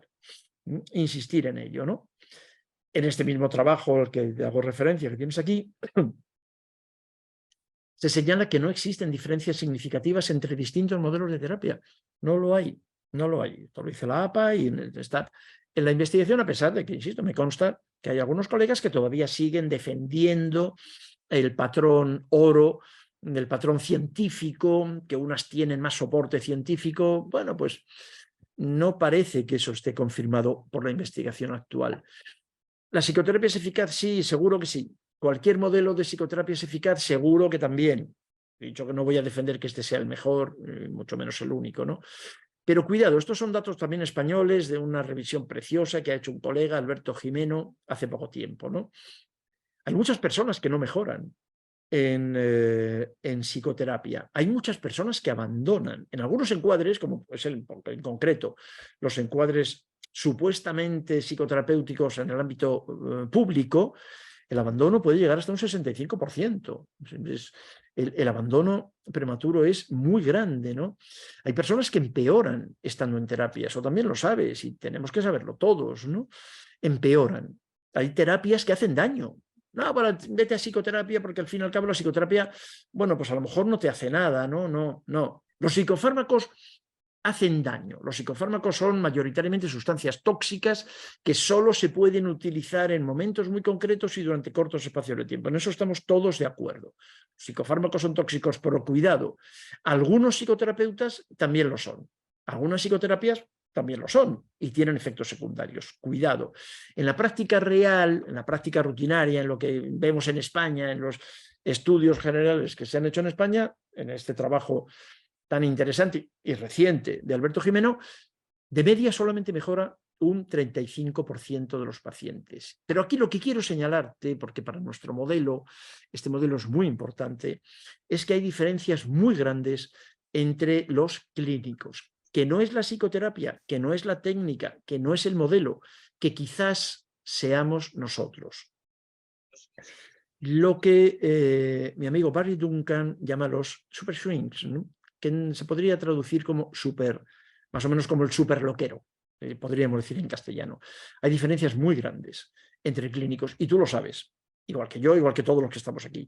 Sabemos que hay terapeutas, psicoterapeutas que han hecho la misma carrera, en la misma universidad, el mismo máster, la misma formación, la misma supervisión, que han hecho lo mismo. Aparentemente es lo mismo, claro. Y que sin embargo unos obtienen unos resultados buenos y otros obtienen unos resultados menos buenos, ¿no? Independientemente otra vez del enfoque o del modelo teórico del profesional. Quiero insistir en eso. Tienes que sacudirte cuanto antes de encima lo de lo científico de ciertos modelos terapéuticos. Eso no tiene interés, eso es aburrido, no le des más vueltas. Mírate más a ti misma, a ti mismo, ¿no? Yo creo que esta es la nueva perspectiva. Esto es algo en lo que llevamos tiempo trabajando, ¿no? El factor T. El factor T que explica muchas de las supuestas resistencias. Muchas. Ya lo dijo Bowlby esto en los años 60, ¿no? Que la resistencia, bueno, que antes de hablar de que un paciente está haciendo una resistencia, decía Bowlby, habría que mirar qué es lo que está haciendo el terapeuta. Sí, qué es lo que está haciendo el terapeuta para facilitar algunas resistencias, y yo lo recuerdo en mi propio proceso de aprendizaje como psicoanalista y de sujeto de psicoanálisis, años más tarde me pareció que algunas de mis resistencias podían estar realmente asociadas a la persona del psicoanalista, que luego, sin embargo, con otros psicoanalistas esas resistencias no aparecieron. No sé, dale alguna vuelta, ¿no? El factor T. Uno de los autores que más ha trabajado en todo esto y que yo llevo muchos años siguiendo es Michael Lambert. Él le señala en uno de sus trabajos que una persona que sea atendida por el clínico más efectivo necesitará entre 6 y 7 sesiones para obtener un cambio clínico significativo. CCS es cambio clínico significativo. Entre 6 y 7 sesiones, no que el paciente se cura, pero que entre 6 y 7 sesiones podemos obtener un cambio clínico. O sea, algo ha cambiado, está moviéndose. Acuérdate, queremos mover al paciente, algo está cambiando. Pero dice Lambert también en su estudio que, por el contrario, si tiene la mala fortuna, y esto lo he traducido directamente más o menos así, si una persona tiene la mala fortuna de ser atendida por el profesional menos efectivo, necesitará 94 sesiones para obtener lo mismo que otros terapeutas consiguen con 7.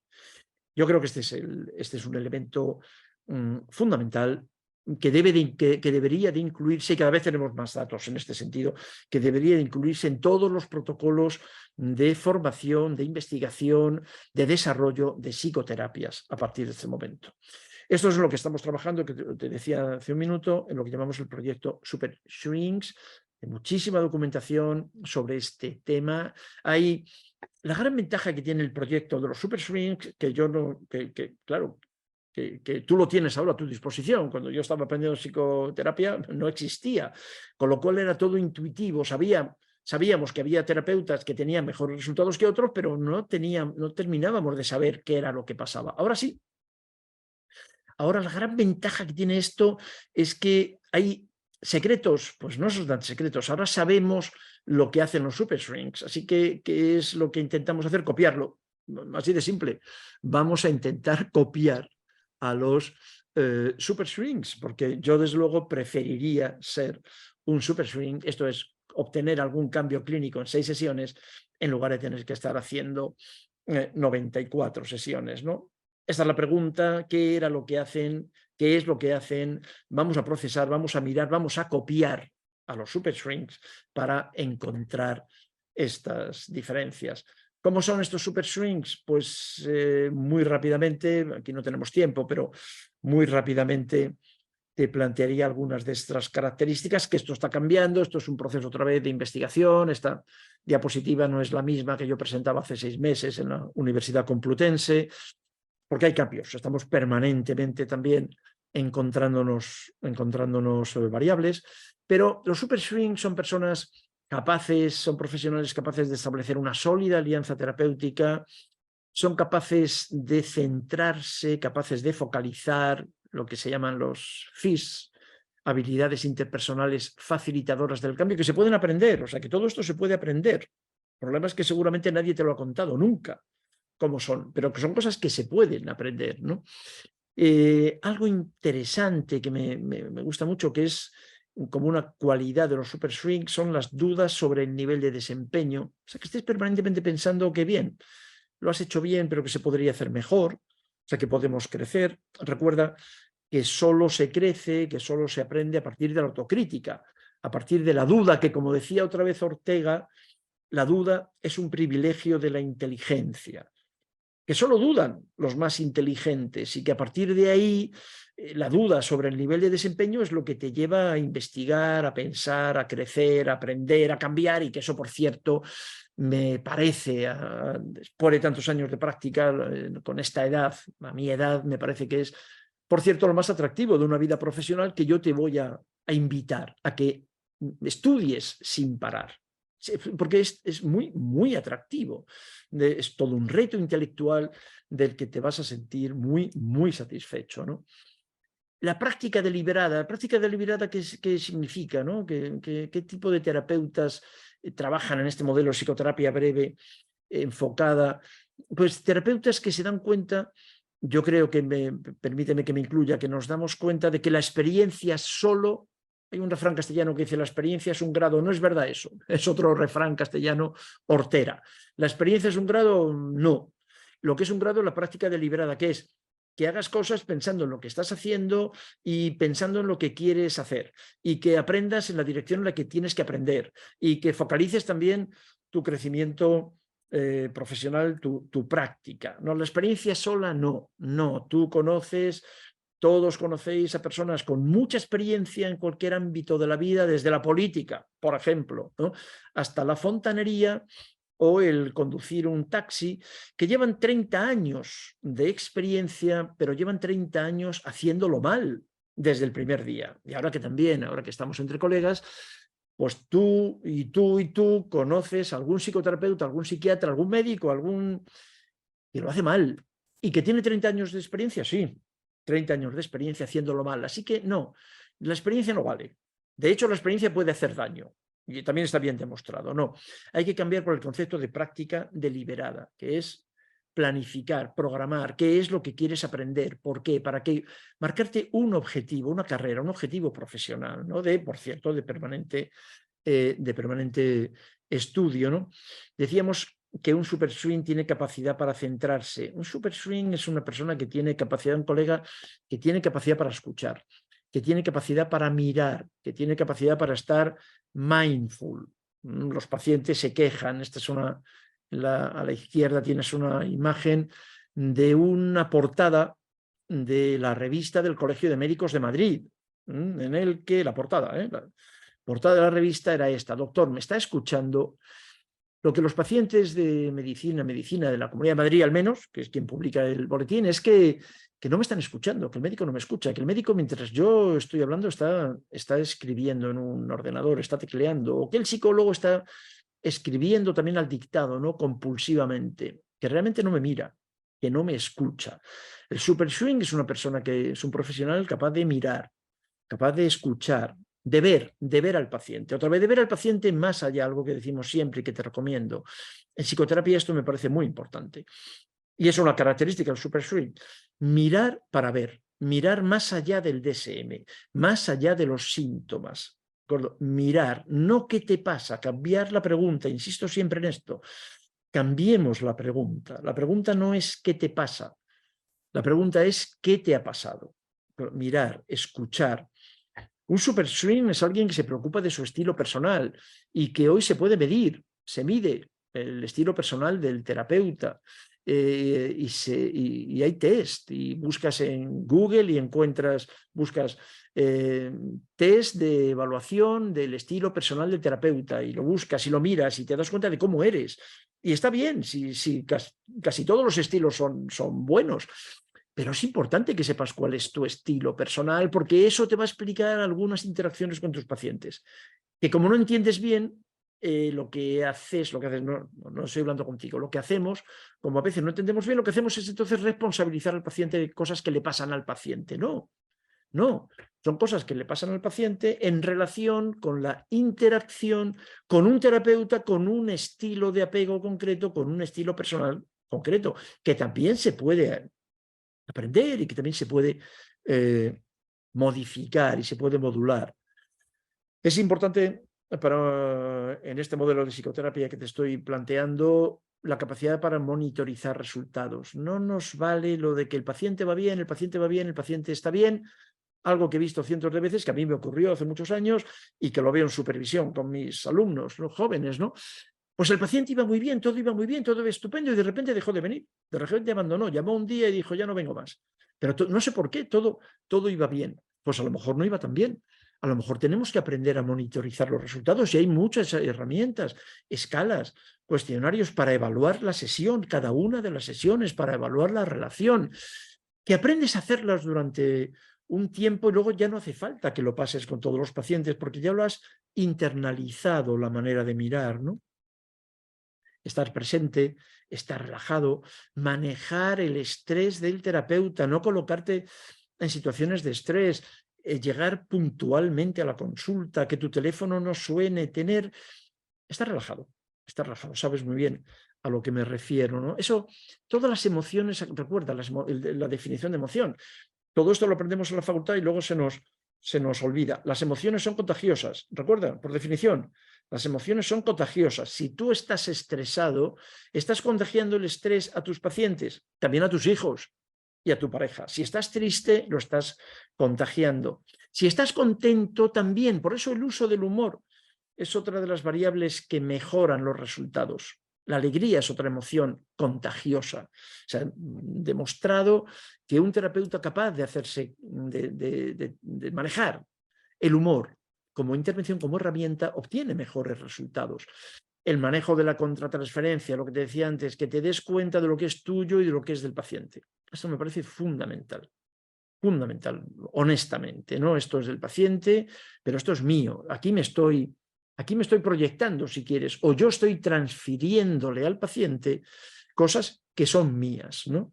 Esto es muy útil y además es muy útil el manejo de esto en la propia sesión terapéutica. Y por fin, el super swing, esta persona con la que estamos nosotros, que queremos nosotros incorporar, ¿no?, en este modelo de psicoterapia, es un profesional que se cuida, que duerme bien, que come bien, que no mira la televisión, que se ha desconectado de la televisión. Esto puede parecer una broma, pero te aseguro que no lo es. Hay también cientos de estudios que demuestran cómo el daño que hacen los telediarios. Entonces, bueno, estoy planteando algo con ánimo de provocarte, pero el autocuidado con mayúsculas, el autocuidado, el super swing, esta persona, pero esto es investigación. Esta persona que obtiene mejores resultados con sus pacientes es que cuando se observan en grandes muestras de profesionales, es que los que obtienen mejores resultados con sus pacientes es que comen mejor, no comen alimentos ultraprocesados, es que es exactamente así. Comen mejor, duermen mejor, hacen ejercicio físico, están mejor, se cuidan, ¿no? Esto es importante, esto es un elemento que hay que incluir dentro de la psicoterapia. Tenemos que incluirnos dentro de la psicoterapia para que la psicoterapia sea eficaz, ¿no? En la práctica, ¿qué estamos haciendo? ¿Psicoterapia del diagnóstico? Sí, se está haciendo psicoterapia del diagnóstico. Los DSM han reseteado la mente y la actividad profesional de como mínimo un par de generaciones de psiquiatras y de psicólogos también, y nos han hecho creer que los DSM son tratados de psiquiatría. Entonces, lo que nos han enseñado es a mirar los síntomas y a partir de los síntomas hacer un diagnóstico categorial y un tratamiento. No, lo que yo te voy a... Está bien eso, no me interesa aquí. Lo que... Bueno, no está bien, pero no me interesa profundizar en ese tema. Ahora, lo que te voy a proponer es que hagamos psicoterapia del diagnóstico, no, que hagamos psicoterapia del conflicto. Yo creo sinceramente que no hay psicoterapia del diagnóstico. Eso es una falacia, que no existe la psicoterapia de la depresión. Hay psicoterapia de la persona deprimida. Y otra vez, cada persona deprimida puede estarlo. Cada persona deprimida es diferente. Yo no he visto jamás, he visto miles, no he visto jamás dos deprimidos iguales. La depresión no existe. Existen personas deprimidas que, por cierto, además, con la falacia de la comorbilidad de los DSM, la persona con un diagnóstico de depresión, de trastorno depresivo, tiene además otros 3 o 4 diagnósticos, claro, lógicamente, ¿no? ¿Por qué? Porque simplemente es una persona que está sufriendo porque algo le ha ocurrido, una de las cosas que le ha ocurrido es que no sabe manejar adecuadamente los conflictos de su vida. Así que en este modelo de psicoterapia breve focalizada en los conflictos, lo que voy a proponerte es que nos enfoquemos. Vamos a enfocarnos, vamos a ver de qué estamos haciendo psicoterapia de la depresión, no, de la ansiedad tampoco. Vamos a enfocarnos porque la psicoterapia es un viaje que, como todos, necesita un mapa. Vamos a hacer psicoterapia para avanzar. La psicoterapia con nuestro paciente es vamos a Toledo, vamos a Córdoba, vamos a Cádiz. Bueno, depende, con cada paciente podemos ir a un sitio, pero vamos a un sitio, vamos a conseguir algo y vamos a llegar a un espacio que depende, a un lugar que depende, como te digo, del paciente y del terapeuta. O vamos a hacer lo que nosotros llamamos, que nos damos cuenta que lo hicimos seguramente hace muchos años y que lo veo cada día en la supervisión con mis colegas jóvenes, lo que llamamos la psicoterapia de la M40. La psicoterapia de la M40, la psicoterapia que es dar vueltas, todos los días dar vueltas, y el paciente un día te saca un poquito por la carretera de Extremadura, otro día por la carretera de La Coruña, otros por la carretera de Barcelona, otro día por la carretera de Andalucía. Pero cada día te trae una cosa y nosotros vamos apagando fuegos, muchas veces lo he escuchado, ¿no? Es que tengo la sensación de que soy un apagafuegos en terapia. Claro, ¿por qué? Porque no has creado un mapa, porque no hemos creado un objetivo, porque no hemos no hemos planificado la terapia y estamos haciendo terapia del M40 dando vueltas. Es verdad que esto puede mantenerse el resto de la vida y los cambios seguramente son cambios pequeños en términos generales, ¿no? Así que vamos a enfocarnos ¿en qué? Vamos a enfocarnos en el conflicto. ¿Conflicto qué es? ¿Qué es? ¿A qué llamamos conflicto? El conflicto es inherente a la especie humana, pero todos nuestros pacientes están en una situación de conflicto. Hay muchas definiciones de conflicto y, bueno, yo siempre comienzo por la Real Academia Española, que a mí me interesa mucho, me encantaría saber hablar bien castellano, ¿no?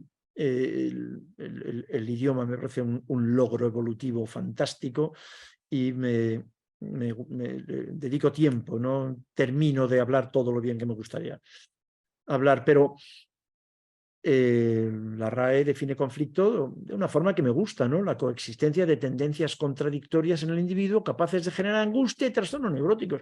Bien, lo de trastorno neurótico y tal lo podemos debatir, como queráis, pero en cualquier caso, eso es lo que tú tienes en la consulta, una persona con un conflicto. Ese conflicto que genera angustia, claro, se manifiesta, la angustia por definición se manifiesta de muy diferentes maneras en cada persona, desde escuchando voces del televisor hasta dejando de comer o necesidad de comer mucho o vomitando o no pudiendo dormir o autolesionándose o no te puedes levantar de la cama o no puedes relajarte, no importa.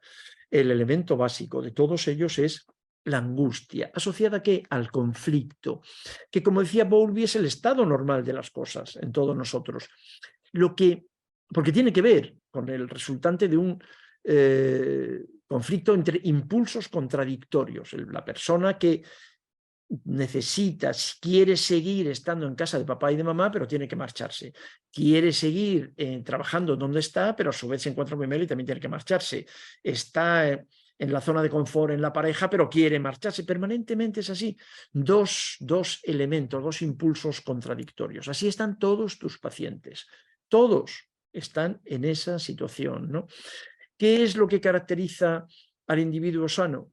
No tener conflictos, imposible. Los conflictos los has tenido desde que te has levantado esta mañana y hasta que te acuestes esta noche. Estamos en una permanente situación de conflicto. Lo que podríamos definir como salud es el poder regular satisfactoriamente estos conflictos, ¿no? Y ahora la siguiente parte. Bueno, ¿cuántos conflictos hay? ¿O cómo me enfoco en los conflictos?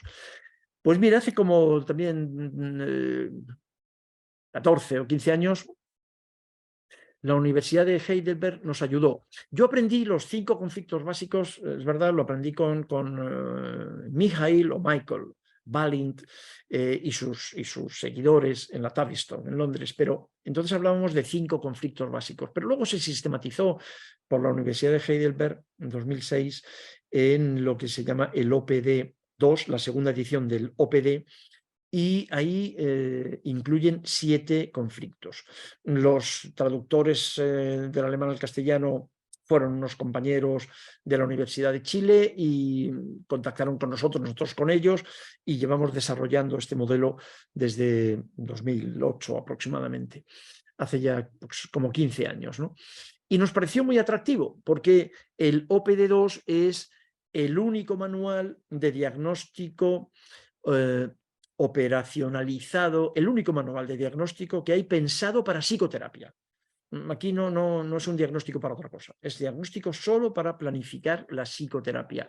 Y en este diagnóstico pensado para la psicoterapia, esta segunda edición del manual OPD define propone un diagnóstico, una evaluación en 5 ejes. En 5 ejes, que nos ayudó mucho. Nosotros hacemos siempre, como no hacemos psicoterapia del diagnóstico, hacemos psicoterapia de la vida. Como dice un autor que os recomiendo siempre, Johann Hari, a mí me gusta mucho, hay una frase que él dice que me gusta mucho, ¿no? Dice, la depresión no está en tu cabeza, la depresión no está en tu cerebro. Eso tiene que ver con la caída actual del mito de la serotonina y de la enfermedad mental como enfermedad cerebral. Esto es algo que históricamente es apasionante en este momento, ¿no? Como el mito de la enfermedad cerebral está cayendo. Johann Hari dice una expresión que a mí me encanta, que es la depresión no está en tu cerebro, la depresión está en tu vida. Me encanta eso. Como analogía, ¿no? También como con ánimo de provocar, ¿no? La depresión está en tu vida. Sí, yo creo que eso es exactamente así. Luego que en tu cerebro pueden pasar cosas, seguro, pero en tu cerebro y también en tu colon, claro, cuando estás deprimido y en tu sistema inmunitario, claro, sin duda. El OPD2 entonces nos ayuda a hacer una evaluación, porque para poder yo tengo que hacer evaluación de la vida. Evaluación de la vida. La pregunta que os recomiendo siempre a todos que os hagáis, que otra vez, que no es que te pasa, no es que te pasa, si eso ya te lo dice el paciente, estoy deprimido, si es que ya vienen con el diagnóstico, estoy deprimido, pues mira, toma Prozac, es que es muy fácil, ¿sabes? Podría ser muy fácil, pero eso a mí personalmente eso no me interesa, no me gusta, me resulta, no he hecho una carrera universitaria para recetar Prozac cuando alguien me viene diciendo que está deprimido. No, lo que yo te voy a proponer es que veamos no qué te pasa, sino qué te ha pasado. La pregunta que te recomiendo que te hagas siempre, ¿cómo hemos llegado hasta aquí? O sea, ¿qué le ha pasado a esta persona para que ahora su nivel de sufrimiento psíquico supere un umbral por el cual solicita ayuda? Esta es la cuestión. El sufrimiento psíquico, el DSM no es nada más y nada menos, bueno, que un catálogo de manifestaciones del sufrimiento psíquico. Eso es el DSM. Bueno, vamos a evaluar entonces el por qué esta persona está sufriendo, que es otra vez lo que le ha pasado. Bueno, 5 ejes. El eje 1, en el que se mide la enfermedad, los requisitos para el tratamiento, la relación. El eje 4, la personalidad. El eje 5, la coexistencia, cuáles son la organización de trastornos psíquicos y psicosomáticos, y quiero fijar tu atención en el eje 3. Que el eje 3 del OPD2 lo que nos ofrece es que evaluemos uno de los conflictos básicos. Y como pongo en el título de la diapositiva, uno de los conflictos básicos sobre el que nosotros focalizamos. Este es quizás el mayor aporte de este modelo de psicoterapia que te estoy ofreciendo. Es una psicoterapia breve, con todas las características que te he comentado antes, limitación temporal, de objetivos, de características del terapeuta, etcétera, pero que además está enfocada en el conflicto. No damos vueltas a la M40. ¿Cuál es el conflicto básico de este paciente? ¿Cuál es el conflicto? La situación que no puede manejar y que le genera más angustia, y que esa angustia se desplaza al cuerpo en colon irritable, en dermatitis, en fibromialgia o al aparato psíquico en forma de DSM. ¿Cuál es el conflicto fundamental en esta persona? Bueno, te decía antes que lo que yo aprendí en la Tavistock inicialmente eran 5, el OPD2 lo amplía a 7 y no hay más. Llevamos años trabajando en esto y yo te propongo con muchísimo respeto, cariño y con mucho interés, te propongo que busques más conflictos, ¿no? Son 7. Las cosas además son fáciles, que esto está a nuestro favor, porque esto nos ayuda mucho. 7 conflictos, individuación versus dependencia, 7 conflictos que por convenio más o menos se llaman así, ¿vale? Y que no tengo ninguna oportunidad de desarrollar cada uno de ellos. Pero lo que quiero llevar a tu ánimo es que son 7. O sea, quiero proponerte una visión optimista de la psicoterapia. En resumen, la psicoterapia es mucho más fácil de lo que parece. Lo único que, como decíamos al principio, pues que sepamos lo que estamos haciendo, ¿no? que sepamos lo que está pasando. Pero la psicoterapia, cuando sabes lo que está ocurriendo, es francamente fácil, ¿no? A ti te puede parecer y a mí que es muy complicado hacer un trasplante de hígado. Esto lo comentaba hace mucho tiempo con un compañero mío. Y hace menos tiempo todavía, hace una semana, lo comentaba con un amigo mío también, comandante de Iberia, con muchos años de experiencia. Yo le decía lo difícil que me parece hacer un trasplante de hígado, lo difícil que me parece que un Boeing 787 en Dreamliner vuele. Me parece dificilísimo. Los dos, tanto el cirujano como el comandante de Iberia, se reían y me decían: José Luis, qué inocente eres. Esto no tiene ninguna importancia, absolutamente ninguna importancia. Es facilísimo para nosotros. ¿Por qué? Porque sabemos lo que hay que hacer. O sea, es muy simple hacer un trasplante de hígado y, como me decía el comandante, manejar un Dreamliner es como manejar un camión. O sea, es muy fácil. La psicoterapia también es muy fácil. Claro, todo depende de qué, pues de que sepas qué es lo que tenemos que focalizar, ¿no? ¿Qué es lo que tenemos que hacer, ¿no?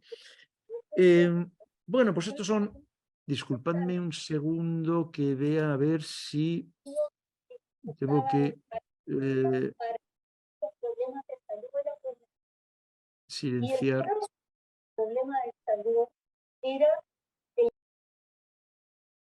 Ahora, perdonadme, silenciar otro micrófono.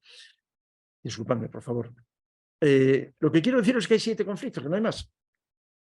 Entonces, lo que hacemos con nuestro paciente es ver cuál es el conflicto de estos, que simplemente una enumeración, cuál es el conflicto que le está complicando más la vida.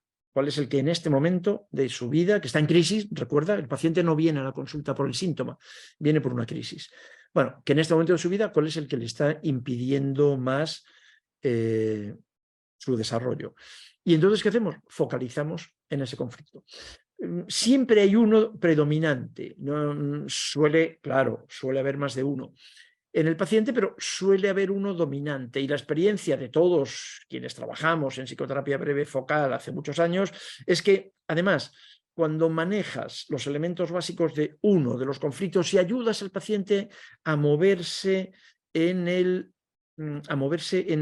ámbito del eje, que es como lo planteamos. Los conflictos siempre los explicamos como un eje, y es un esquema que hacemos con el paciente.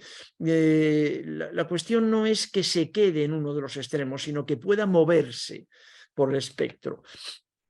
Pues cuando el paciente entiende el concepto de conflicto, de estímulos antagónicos deseados simultáneamente, de que eso, el querer hacer las dos cosas a la vez, genera angustia, y de que además se puede y se debe moverse en el eje en lugar de quedarse en uno de los extremos, eso es muy terapéutico. Eso tiene mucho que ver con el objetivo final de la psicoterapia, que es disminuir siempre, disminuir la angustia y facilitar, por lo tanto, el desarrollo, el crecimiento, el autoconocimiento y el empoderamiento. Un objetivo fundamental en psicoterapia, incrementar el autoconocimiento y el darte poder para entendiendo lo que te ha pasado y lo que te pasa, poder hacer una narrativa nueva de tu vida, una narrativa con mucha frecuencia más compasiva contigo mismo y desde luego más compasiva con los demás. Y esta es la focalización. Y esto es lo que hacemos, focalizar en los conflictos, reconocer el conflicto, focalizar en el conflicto y ayudar al paciente, no evitarlos. Recuerda, no podemos evitar los conflictos, no se puede evitar el conflicto. Lo que podemos ayudar al paciente es que los maneje adecuadamente. ¿Cómo? Moviéndose en el eje conflictual y pudiendo estar bien en cada uno de los extremos y estando en cada uno de los extremos cuando corresponda, ¿no? En resumen, la psicoterapia breve, focalizada o enfocada en el conflicto, que de una forma un poco grandilocuente proponemos como un modelo para el siglo XXI o como mínimo un modelo para el año que viene, no estaría mal, está basado, para terminar, en estas características como resumen de todo lo que hemos visto. Lo que cura es el vínculo. Lo que se ha roto en la relación se repara en la relación. El trastorno del apego es con frecuencia el origen último y los conflictos asociados a esa dificultad para la regulación emocional es con muchísima frecuencia el origen de todas las manifestaciones del sufrimiento psicológico de nuestros pacientes. La alianza, desarrollar el factor T, trabajar para convertirnos en un super swing, que el terapeuta sea una de las palancas movilizadoras, que el terapeuta sepa manejar su propia posición, que es una posición que además está reforzada por la cultura dominante en tanto en cuanto profesional y que hay que aprovecharse de eso. El efecto placebo, si queréis además añadir un elemento más, ¿no? El efecto placebo del terapeuta, exacto, conocerlo, manejarlo y exagerarlo, que es de lo que estamos hablando aquí. La evaluación, nosotros seguimos la metodología del OPD2 con diferentes herramientas de evaluación, entre que está el genograma, la línea de vida, algunas pruebas proyectivas, algunas escalas, depende del paciente. La evaluación para hacer psicoterapia del conflicto, no psicoterapia del diagnóstico. En este modelo es fundamental entender la evidencia del valor de la biografía. Otra vez lo que decía, la depresión no está en tu cerebro, la depresión está en tu vida. El trastorno alimentario tampoco está en tu cerebro. El trastorno alimentario está en tu vida y el trastorno alimentario tiene que ver siempre, y cuando digo siempre sé que estoy exagerando y tú ahora me lo discutes, pero voy a insistir, los trastornos alimentarios tienen que ver con el trauma relacional temprano. Tienen que ver con algo que ha ocurrido mucho tiempo antes de que la niña o el niño empiece a comer mal, ¿no? La biografía. O sea, otra vez la pregunta no es ¿qué te pasa? ¿Qué te pasa? Es que tienes anorexia nerviosa restrictiva, eso es tan fácil de ver, no tiene ningún problema, o una obesidad. Eso es muy simple. La pregunta otra vez es ¿qué te ha pasado? ¿No? El trauma complejo, la incidencia de las experiencias traumáticas, el concepto de trauma relacional temprano para entender lo que le pasa a nuestro paciente hoy. Mirar al paciente más allá del DSM-5, entender que el DSM-5 se inventó para una cosa y que ahora hace algún tiempo que nos proponen para otra cosa. Tened cuidado con el uso de los DSM. La limitación temporal como una herramienta de movilización. Tener siempre un foco, no damos vueltas a la M40, eso es muy aburrido, acaba siendo agotador. Con un paciente es fantástico que con un paciente puedas ir a Guadalajara, con otro a Toledo, con otro a Salamanca, con otro a Alicante, con otro a Cádiz o a Vigo. No des vueltas a la M40. El paciente finalmente se acaba dando cuenta de que está dando vueltas y que no está avanzando. Y te lo dicen, lo he escuchado muchas veces y tú también. Hice terapia, estuve en un terapeuta, en un psicólogo, en un psiquiatra y bueno, me ayudó más o menos, pero me di cuenta de que no avanzaba. Claro que no avanzabas. Exactamente. Estábamos dando vueltas por la M40, ¿no? Entender el concepto de sistema, cuidar, como decía Ortega, recuerda la circunstancia, pero si no cuido a mi circunstancia, si no salvo a mi circunstancia, tampoco me salvo yo. Tener cuidado con el concepto de sistema y poned en lo posible, poned al sistema de vuestra parte. Y eso hay también estrategias bien desarrolladas para hacerlo. Y desde luego la planificación. O sea, el terapeuta en este modelo a nosotros le damos mucha importancia a planificar. Hacer una planificación, que luego la planificación es flexible. Claro, la planificación no tiene por qué ser rígida. No se debe confundir rígido con riguroso. La planificación tiene que ser rigurosa, el encuadre terapéutico tiene que ser un encuadre riguroso, otra vez puntual, con ese marco de seguridad psicológico en el que esté más o menos previsto lo que va a ocurrir. Sí, riguroso. Rígido, en absoluto, claro. Pero la mejor manera de poder moverse, de poder ser flexible, es cuando tienes un plan. Si no tienes plan, entonces lo que hay es un caos. Y es completamente distinto a la flexibilidad. La flexibilidad solo se puede dar si hay un plan. Si no hay un plan, no hay flexibilidad. Lo que hay es caos. Y eso es justo lo que le falta a tu paciente, que viene a la consulta porque tiene una historia caótica. Porque las personas que no tienen una historia caótica no necesitan nada de esto, pero no están en la consulta, están tomando cañas y están pasándolo bien y están disfrutando de la vida. Claro, las personas que vienen a la consulta necesitan estructura, necesitan planificación, necesitan a este terapeuta, esta base segura, necesitan todo esto. Necesitan ser escuchados, necesitan ser mirados, claro, necesitan todo esto, ¿no? Y luego, por fin, las técnicas. Técnica, la que quieras. Otra vez está muy bien demostrado que la técnica es responsable solo entre el 5 y el 10, el 7 y el 12, hay muchos estudios, pero no pasamos de ahí. Entre el 5 y el 12% de la varianza de los resultados del proceso. O sea, la técnica, en contra de lo que te han podido contar, la técnica es lo menos importante de todo el proceso. Técnica, pues la que quieras. Puesto la escucha activa, la mirada es una técnica, la base segura es una técnica. Una técnica con la que nosotros trabajamos y estamos muy satisfechos es la desensibilización y el reprocesamiento con movimientos oculares para trabajar con pacientes con experiencia traumática. Como lo que nos hemos dado cuenta después de muchos años es que la inmensa mayoría de nuestros pacientes, independientemente del del motivo de consulta, tienen una experiencia traumática previa, pues MDR es útil en infinidad de casos, en la mayoría de los casos. Ahora bien, la técnica solo, utilizar EMDR solo, como algunos colegas proponen, a nosotros, y esto como siempre es una visión, a nosotros nos parece un disparate.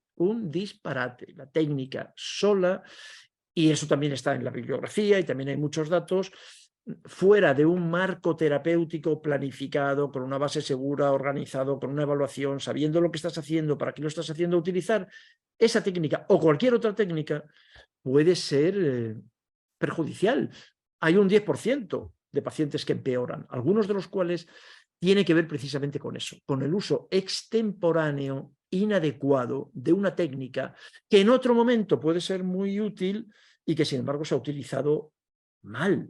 La técnica, insisto, solo tiene un valor muy limitado, ¿no? Bueno, aquí hemos hecho una lista, sabiendo que es una lista insuficiente, una lista parcial, ¿no? Son algunas de las que utilizamos nosotros, ¿no? Terapia sensoriomotriz, yoga, mindfulness, técnicas activas de psicodrama, intervenciones corporales, intervenciones que tienen que ver con el estilo de vida. En esto es lo que estamos trabajando también ahora, ¿no? La incorporación del estilo de vida. Un compañero nuestro acaba de publicar en nuestra revista un trabajo sobre el ocio, el manejo del ocio en la intervención sobre los trastornos depresivos. Me parece una cosa apasionante. Estamos trabajando en esto, ¿sabes? Es otro tema del que nadie quiere hablar, pero tal y como están ahora mismo las cosas, con las redes sociales, con las pantallas, el estilo de vida seguramente tiene mucho que ver con el malestar psíquico, claro, y tendremos que hacer algo con eso también, como técnica de intervención. Antes o después tendremos que hacer algo. Nosotros ya llevamos tiempo haciéndolo, ¿no? Y pongo entre signos de interrogación la farmacología como técnica. la farmacología, los psicofármacos son una técnica terapéutica, son una herramienta terapéutica, son un recurso. Mi propuesta es que se utilicen exclusivamente como medio, nunca como fin, ¿no? Bueno, como medio para ventilar el humo, para ver el incendio y para, bueno, lo que se dice siempre, para poder colocar al paciente en disposición de ser ayudado en psicoterapia, todo eso está bien, pero cuidado con los psicofármacos. Los psicofármacos son medicamentos, como todos, claro, muy tóxicos que no curan jamás, ni lo han hecho ni lo van a hacer, ni un solo trastorno mental. Producen estados alterados, estados mentales alterados, que con mucha frecuencia esos estados mentales alterados son preferibles por el paciente y desde luego por la familia y por la cultura a el estado por el que manifiestan el sufrimiento. Pero cuidado con los psicofármacos no curan, y no solamente no curan, en algunos casos, en muchos casos, los psicofármacos pueden tener efectos muy tóxicos a medio, a largo plazo. La fitoterapia son, bueno, pues sustancias de origen vegetal con la misma actividad psicofarmacológica, pero la única diferencia es que no necesitan receta. Y por lo tanto, bueno, pues si utilizamos psicofármacos los médicos que podemos recetar, los psicólogos, los psicoterapeutas que no podéis recetar, pues sin embargo podéis utilizar productos de venta libre que tienen los mismos efectos que psicofármacos y que los psicofármacos y que por lo tanto tienen también las mismas limitaciones que acabo de comentar. Y terminamos. La psicoterapia breve, focalizada en el conflicto, enfocada en el conflicto, tiene que ser emocionante. Nosotros trabajamos desde la concepción de que la psicoterapia es una experiencia emocional correctora. Otra vez, la terapia tiene que ser emocionante, quieras o no quieras. Porque como decía MacLean, y esto me encantó cuando él lo planteaba así, ¿no? Quieras o no quieras, nosotros no somos seres racionales. El proceso de razonar es un proceso que evolutivamente tiene 10 minutos en la evolución humana, ¿no? Seguimos siendo seres emocionales que razonan. Seres emocionales que razonan algunos, porque tú conoces a muchos seres emocionales, a muchos seres humanos que razonan lo justito, muy, muy, muy poquito, ¿no? Claro, llevamos muy pocos años desarrollando la corteza. Así que, como decía MacLean, cuando tú ves a un paciente en tu consulta, él decía de un psicoanalista, cuando tú dices a un paciente que se siente delante de ti en tu consulta, además de esa persona, está sentado un caballo, un cerdo, un gato y un delfín y un cocodrilo. Así que, ¿qué es lo que finalmente vamos a intentar hacer con nuestros pacientes? Ayudarles a firmar la paz en el cerebro. Proceso psicoterapéutico, para terminar, con esto acabo, el proceso psicoterapéutico tiene que ver con que, y esta es una imagen que también les doy a mis pacientes, fotografías que tengo en tamaño grande, que se lo explico y que les doy la imagen para que sepamos lo que están haciendo, ¿no? De forma que después de un proceso psicoterapéutico enfocado en el conflicto, relacionado con todo lo que veíamos antes de la historia, de la biografía, que el paciente pueda ponerle cabeza, pueda aprender a mentalizar, que es lo que le falta, pueda poner cabeza a su cerebro límbico. En resumen, con este esquema, que nuestro paciente, y ya que estamos tú y yo, que lo que necesitamos con instinto de conservación, reproducción, digestión, respiración, claro, reproducción, he dicho sexo, sueño, sed, lo que necesitamos, lo que queremos y sentimos y lo que pensamos esté en armonía.